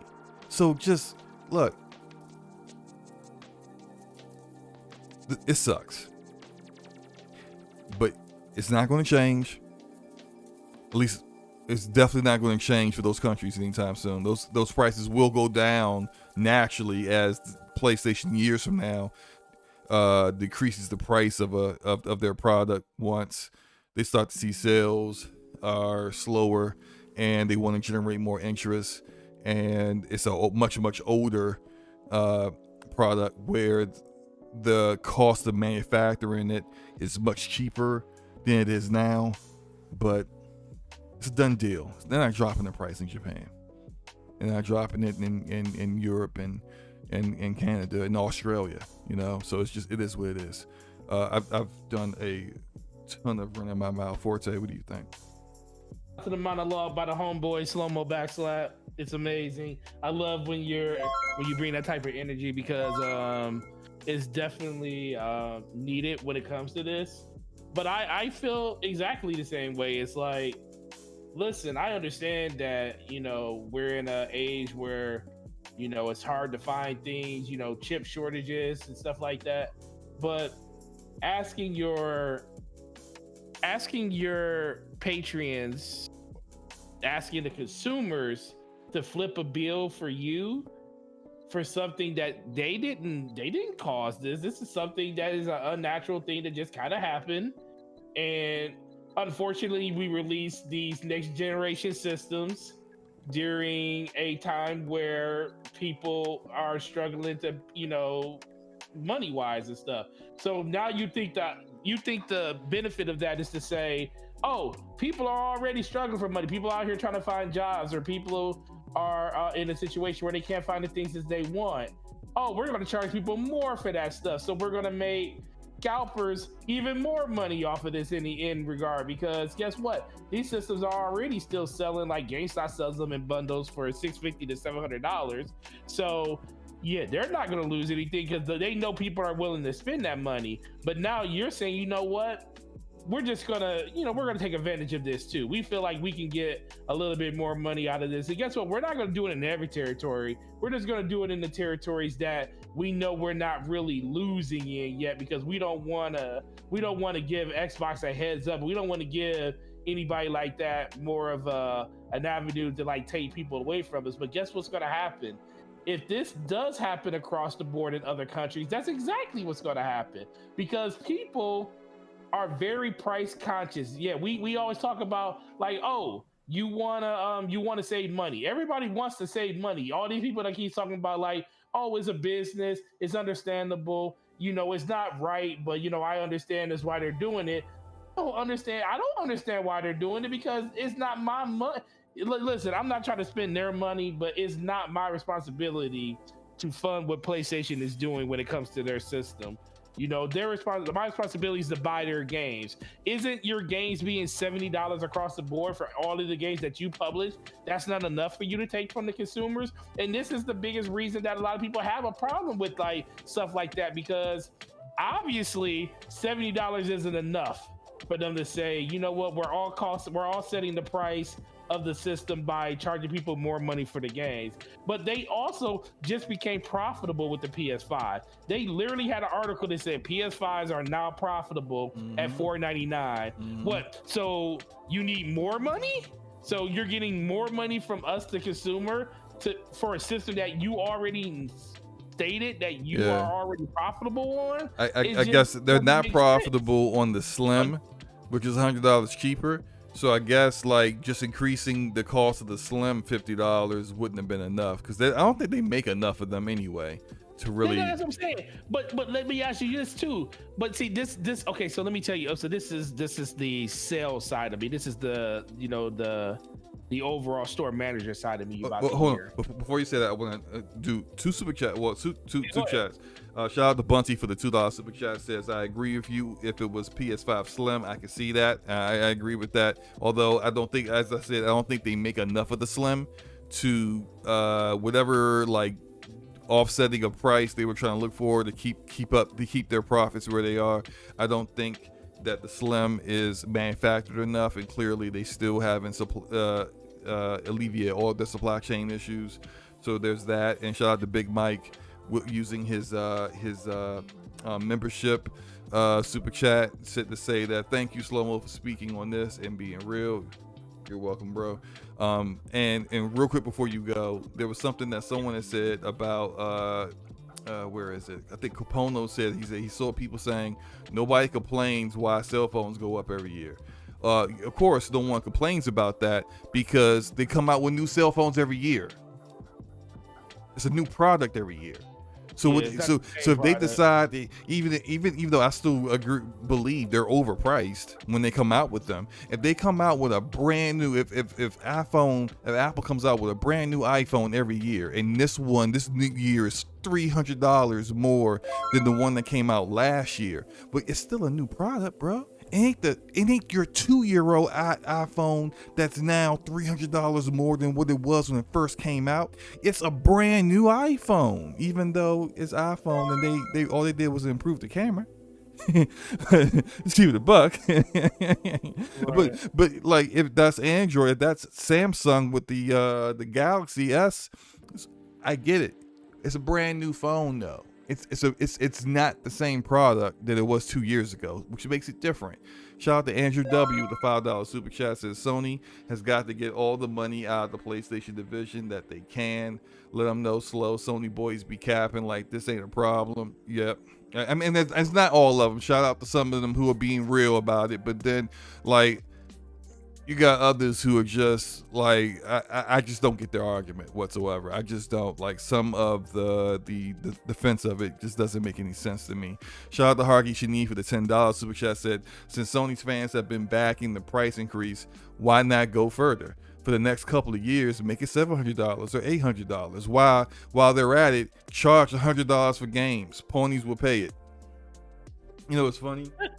For the past year, with this whole $70 like price debate, I've seen a lot of people just like, man, I love my PS5.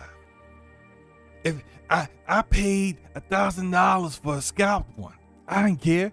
I would have paid if they was retail, I would pay $800. Think they weren't listening? No, they were listening. Man, for these games, I paid $120. Really? Would you really? Maybe we should do that. Look, even if you would, you ain't gotta tell everybody. Now you gotta actually do what you said you was gonna do. It's the increase in prices. Hey, you said you pay it, right? Right? Yeah. Come on, man. Go ahead, bro. My bad. No. I was gonna say, you know, if I put my salesman hat on, I look at this scenario and I'm sitting there like, man, PlayStation just came out with they just came out with a report saying that they went from 71% to 80% of all of their games sold, not just at retail, sold are digital games. Where does all that money go, Slow Mo? They're still charging you $70 for those games on PS5, and they're charging you $60 on PS4. So 80% of those games are being sold at that whatever that full price is across the board for the last quarter.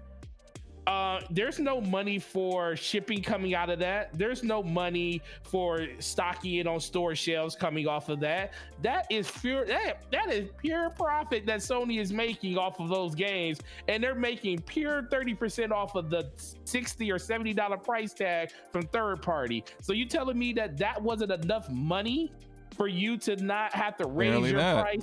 It wasn't enough money. So that's just asinine to me when I hear that. I'm like, it makes no sense, and I'm trying to figure out a nice way to say it, but there truly is no nice way to say it. Companies can do what they want to do, but you got to understand that the consumer will always dictate in the end. If consumers stop purchasing your product, is that a net gain or a net loss for you? Do you want to lose people to Xbox? Do you want to lose people to Nintendo? Do you want to have an ecosystem where people are buying more games on PC?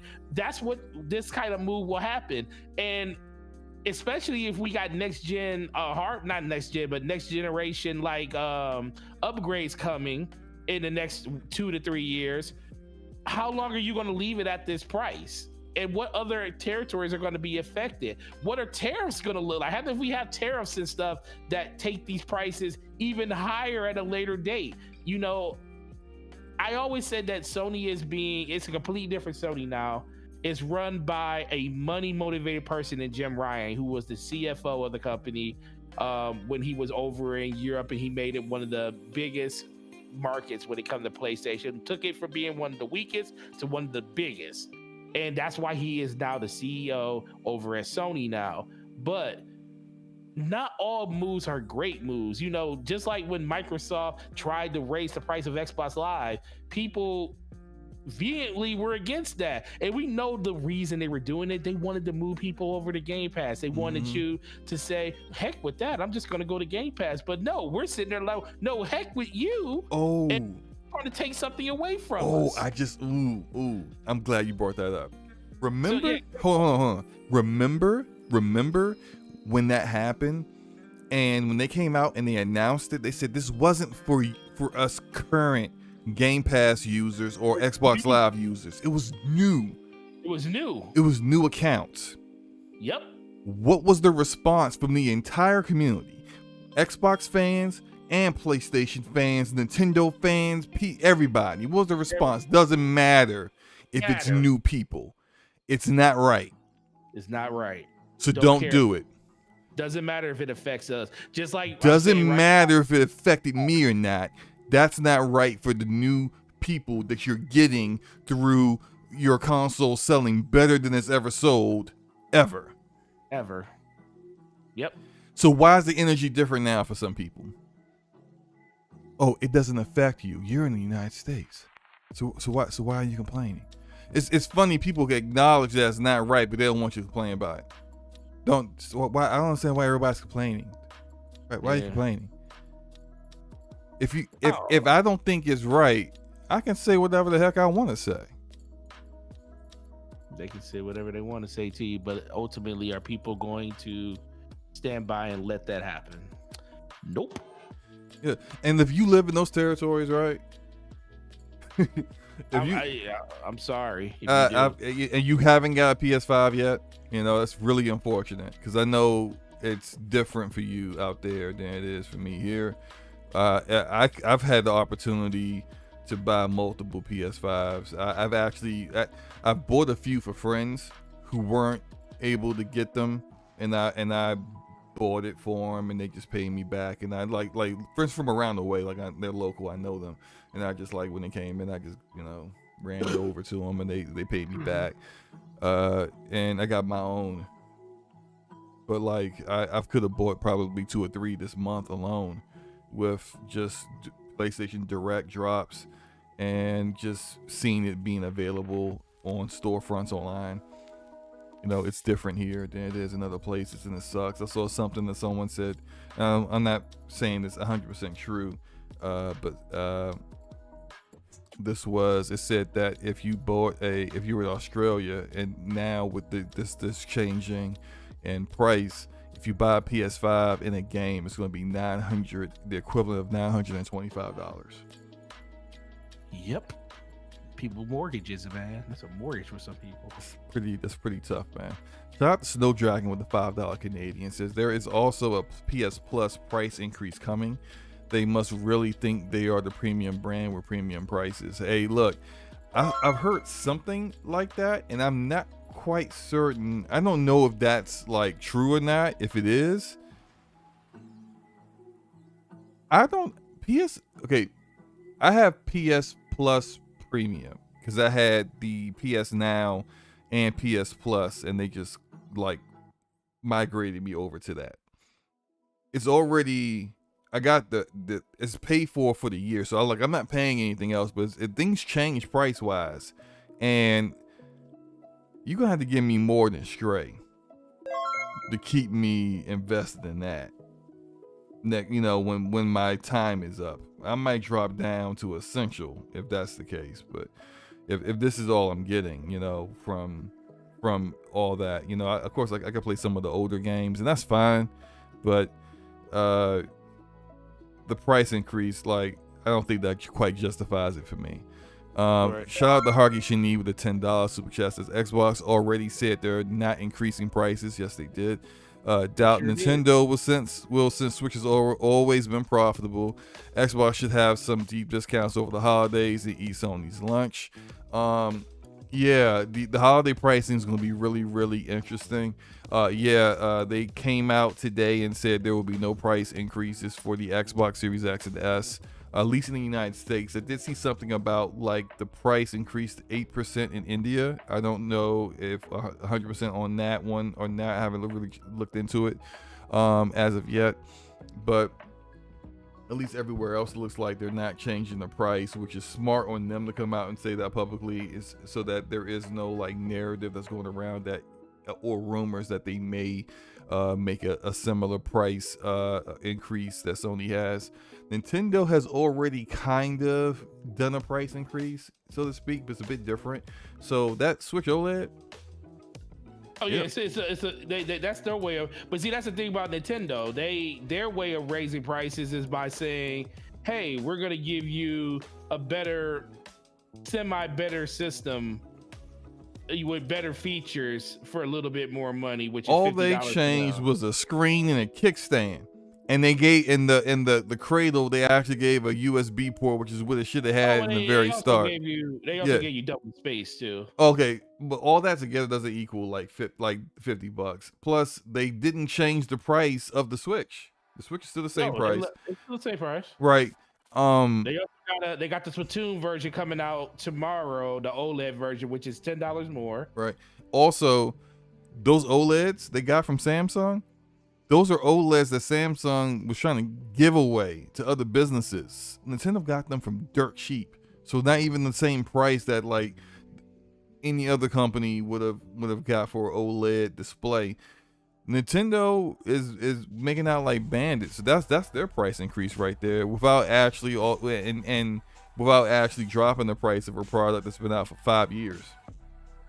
Now, not making excuses for Nintendo or anything like that. This isn't a whataboutism, but it's just the facts. You know, like they are found a way to generate more money, but at least at the bare minimum, giving you something for the price increase. Like, is it justifiable to me? No. I think more appropriate pricing for Nintendo would be dropping the original Switch to $250 and then having the OLED be $300. But they just said, nope, we're gonna keep it there. And why not? Because it's outselling everything. And then we're going to charge $50 more for OLED screens that we got for pennies on the dollar, and some more RAM. I'm sorry, not more RAM, but more storage space. Yeah, man. It's really really interesting stuff that's been going on. Forte, were you done with your thoughts on it?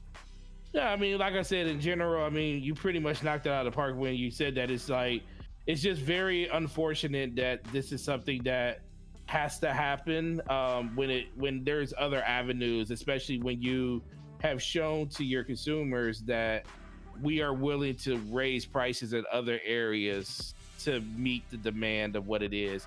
Like if you think about like Xbox, did they raise like PlayStation? I don't know if you noticed this, but PlayStation 4 controllers, remember the black and the white controller, those were $59.99. You know how much they are now? Raised them by $5. They're $64.99 now. Same thing with when it comes to all their other accessories and stuff, they raise some of the prices on them by $5 or $10 depending on platform and stuff like that. So this isn't just system related. Where Xbox, on the other hand, if you look at like their controllers, their white and black controller, they didn't raise the price on those when the next generation consoles came out. Those stayed at the same price, $59.99, and they basically kept the differential when it came to the color controllers, which are $5 more. So PlayStation has found many different ways to offset losses when it comes to that. And it's just hard for me to understand how a system that's $500, and that's the one they sell the most of, how that system can be $500 and it's been announced that you are making profit on every last one of those, but you choose to make a price increase like this. Granted, it doesn't affect us here in the United States of America, but it affects somebody somewhere. And no matter where you buy that system at, if you're buying if you're buying a physical disc-based version system, Sony is not losing money, no matter what country you're buying it in. Yeah. And that is the thing that people need to kind of look at that. So yes, can they do it? Absolutely, they can do it. Should they do it? Absolutely not. They should not be doing this. Yeah, I just think that if you look at everything that Sony is doing, they're increasing their presence in the PC market. They're creating a launcher. They are looking at probably allowing you to get trophy support and all kinds of other stuff that may go along with that. They are creating PC accessories, like and more than just accessories, monitors, headsets. They say they want to be the Razer of the PC market. And if you think about what Razer makes mice, keyboards, capture cards. They make everything. I don't think they make great quality with that stuff, but they make everything. And if that's what Sony is trying to do, they're trying to take out a large segment out of a market that's pretty profitable on the PC side of things. There's that. They're taking their IP that they refuse to make games on. Like what is the name of the game? I love the game. You talking about Days Gone? No, Days Gone's one of them, but it's the Japanese game from the studio that they shut down. Oh, where is it? Gravity Rush. Gravity Rush, thank you. Gravity Rush, Days Gone, games that like are dead IP as far as video games goes. They are now going to have Sony Pictures use that IP to make games, and it's for SOCOM as well. So like for Sony Pictures, that's probably great, right? This is IP you already own that already has built-in lore and stories that you can recreate and make movies and TV shows off of. Work with Netflix, do all kinds of stuff, and potentially generate more revenue off of it without having to spend like upwards of $150 to $200 million on a AAA game to make, depending. Gravity Rush, I'm pretty sure, never cost that much to make it to begin with, but they apparently probably didn't make enough money off of those games to justify making a Gravity Rush 3. All that said, like, if you look at everything they're doing overall, they just care about making money. They just try to make as much money as possible. And I mean, you can take with that take that as you will, whether you think they are like it. As far as I know, they're making great profit, right? So why? I don't know. That this is it feels the need to go to do it like that, but they aren't trying to take a loss on anything. So if prices increases, price increase for you, not for me. I'm not eating that. They want us to eat it. So yeah, I think that's about it, man. I decided to play this some gameplay for Fortnite since we're wrapping up here. This is Fortnite gameplay. At the beginning of it, remember when you and I was doing the dance, the whole emote. That's where I love the part with the whole dance thing. It's pretty cool. Guess we can go ahead and get up out here unless you have anything else to say. No, man, we killed this. Shout out to the chat, man. It was really, really cool today. Yep, absolutely. Chat was definitely live. Our mods were definitely asleep with all the bots that came through. Shout out for them. Shout out to Erodimus and Big Mike for Big Mike eventually getting one of them after asking to be a mod to take care of them. But yeah. Thank you, YouTube, for never dealing with these porn bots that keep invading every live chat to spread foolishness. But we're gonna get up out of here. This show has gone on for over 3 hours, as I knew it would, because there was just so much to talk about. But appreciate everybody for coming through. We did want to acknowledge our channel members real quick. Forte, while you're getting yours pulled up, I will on your side, I will go through mine. So shout out to Cat Daddy Lurk, RK4247, John the Don, Dragonheart Yobi, Jeff B. Gaming, Steve Harlow, Ham Solo, Truth Serum, Big Mike, Hustle and Motivate, Smokes 901, Erodimus, Ramon Terrell, Homie One Kenobi, Replicant, Bunty, Sir Taz, Gaming Forte, Corey Hill, Stardust Acero, and that guy Smitty. Yeah, and also we got I'm a Rich Wag Lord. We got Hustle and Motivate. We got Ramon Terrell, Replicant, the homie Hargeet Shani. We got Sir Taz, Stardust Acero, Brat Podcast, Corey Hill, Cat Daddy Lurk, Erodimus, Slow-Mo Backslap the homie, DJ Oris, and that guy Smitty. You guys power the channel. We appreciate everything you guys do for us inside this community. And yeah, episode 98 is a wrap. And we got what, Slow-Mo? 2 more episodes to the big century mark? Let's go. Yeah. Actually, one more if you think about it, because it's gonna be 99 and this 100. But yeah, absolutely. I did miss a super chat. Sorry, Bunty. Bunty super chat. Shout out to him for the $2 super chat. He said, talking about a real PS5 Slim.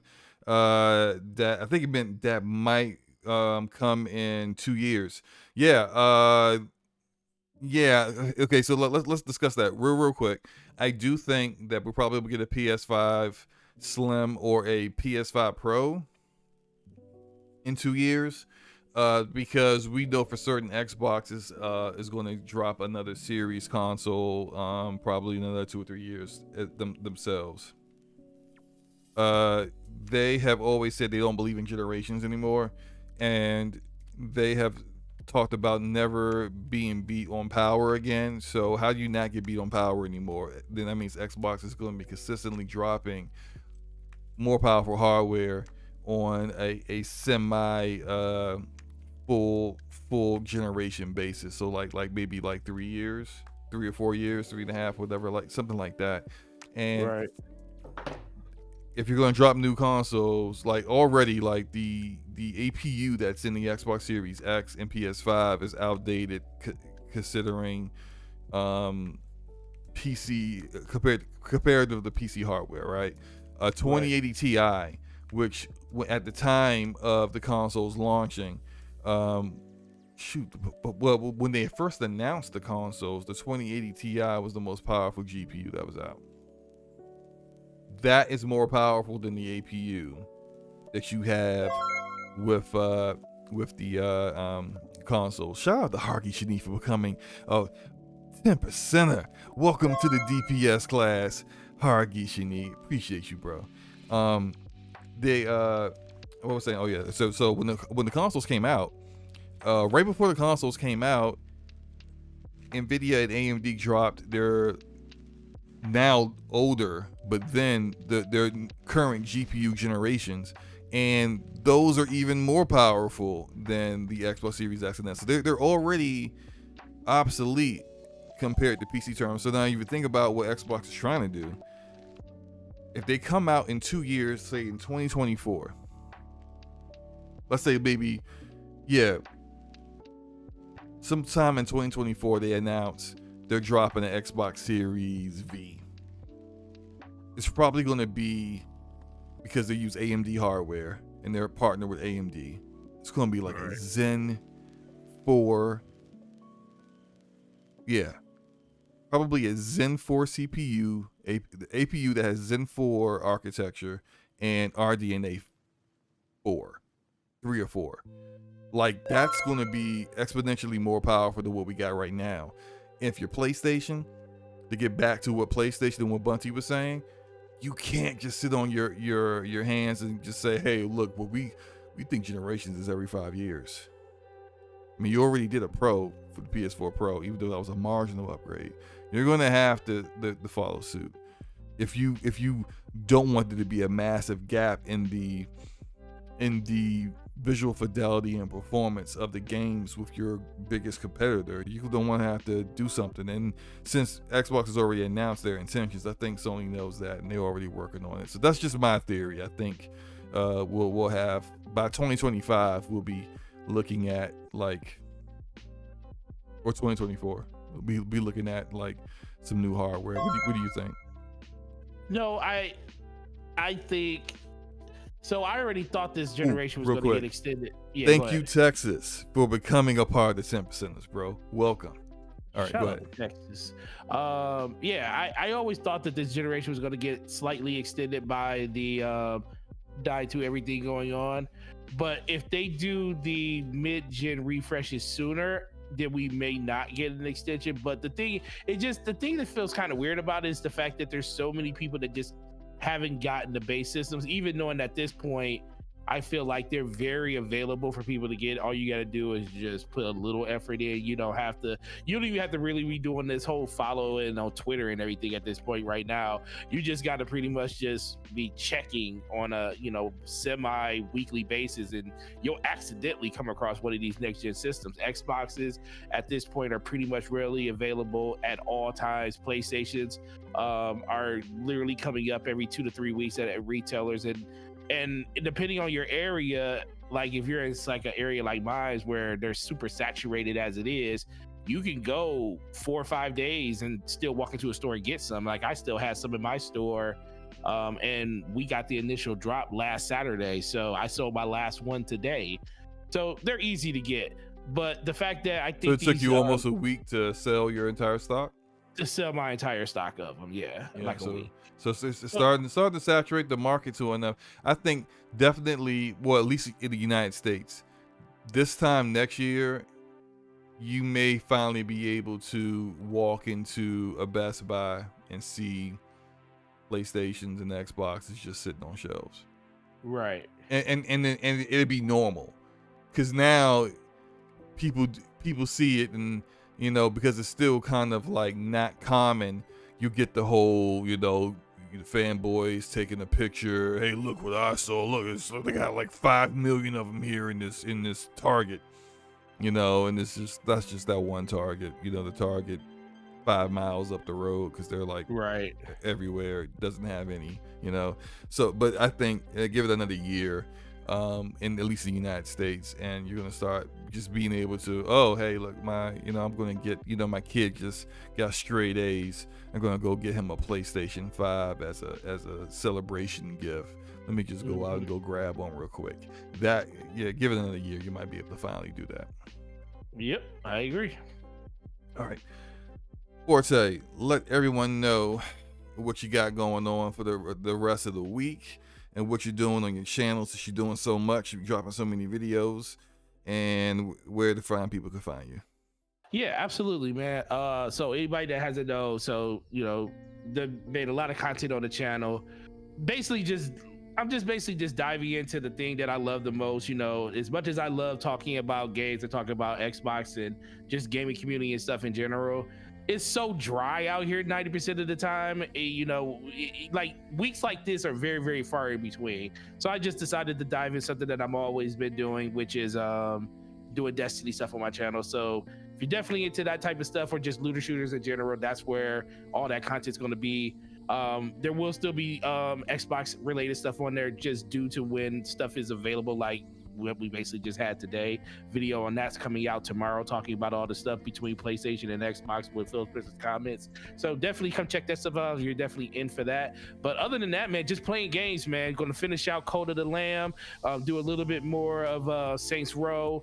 That's been a great time, and honestly, just get as much playing Fortnite with me.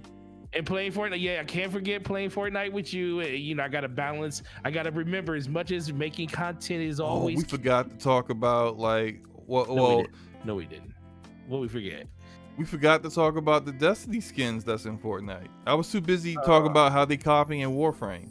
But the Destiny skins in Fortnite, they're not bad. They ain't bad. I'm trying to tell you. I like how they out here got you spending $27 for 3 skins, and they got you paying $18 for the gliders. It wasn't $27. Okay, well, it's not. It was 2,700 V-bucks. That's not 20. That's not $27. Okay, it's like $20. It's $20. And look, like $20 initially, because I can't stand Zavala, you know, that punk. So I was like, I wasn't gonna get his skin. I was just gonna get Ikara and the Stranger. At that point, you're spending $3,000. You might right. Just all 3. It was freaking Epic. So like, Epic got me. So they were just like, hey, like you get individually these 2 characters for 3,000 V-bucks, or you could get just all 3 of them for 2,700. It's like they knew nobody wanted Zavala.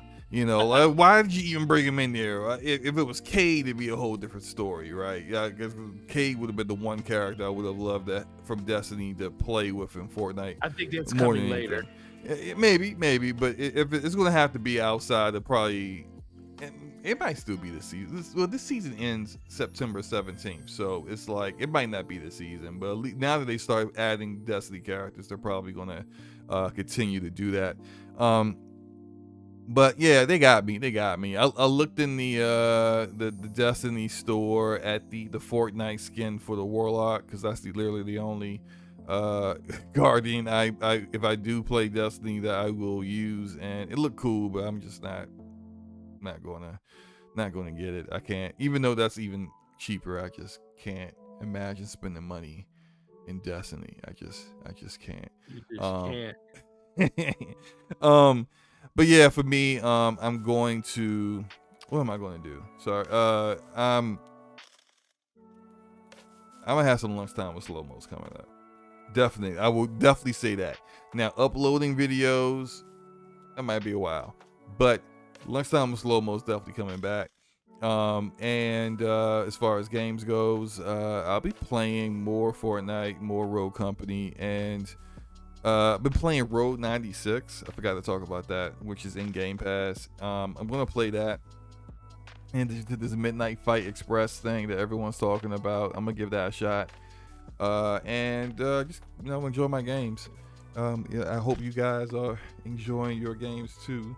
Just want to skip ahead to when we won, so that like people can see how we be getting dubs out here in Fortnite. Okay.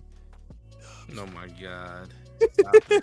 No, we do though. Seriously, like. Oh yeah, shout out to also the Destiny skins. The Fortnite skins of Destiny are fire.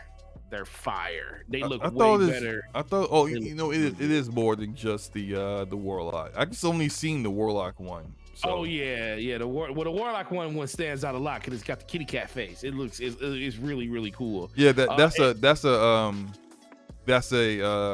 character. I forget it. Casima, something like that. Yeah, in Fortnite. Yeah.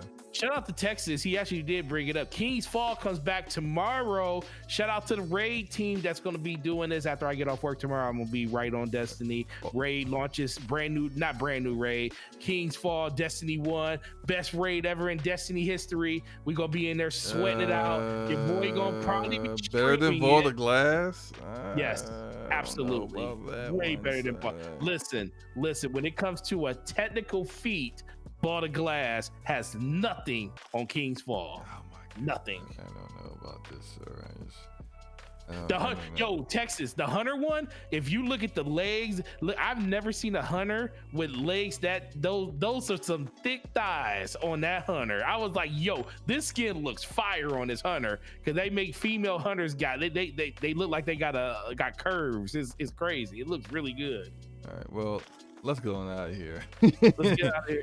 Fred Wright said, "What did it do, guys? Fred, we'll have to get up out of here. You have to catch the replay, man. It was a great show, absolutely great show." Snow Dragon said, "Thymesia." I think he meant whatever the Souls like Thymera game. That probably will be the very next game I do lunchtime with slow mo with. So you'll see me getting smacked around in that. We will get up out of here. Hope you guys have a great night. Thank you everyone for coming through. Shout out to the 53 people that are still here right now. We've just been pretty consistent about that number of people throughout the show. We really appreciate you guys. Hope you enjoy your games, and peace. Peace. Look at that dance. Let's go. Dance. We're out. That was a good show.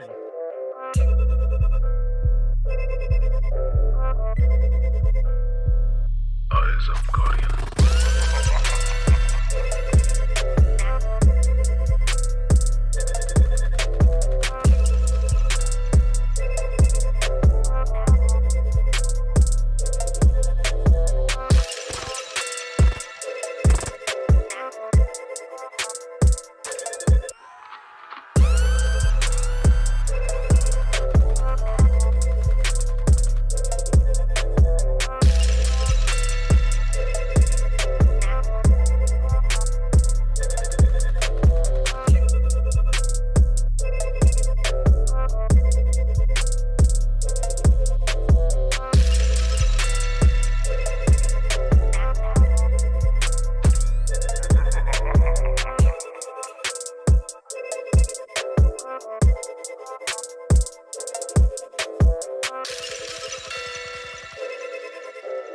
Wipe yourself off, man. You did.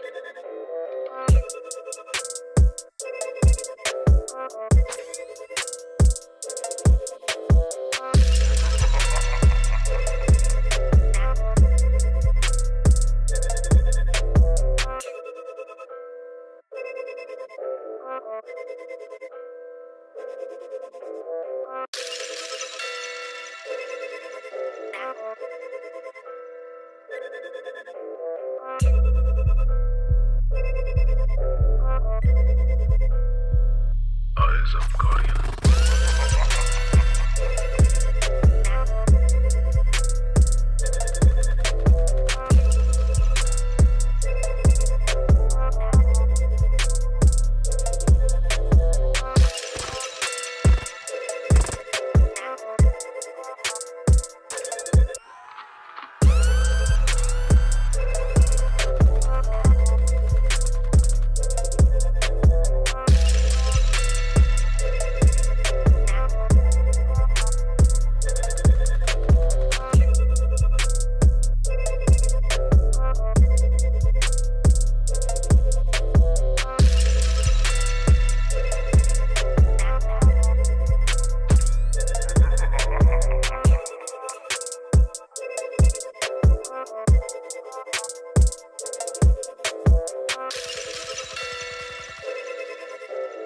Wipe yourself off, man. You did.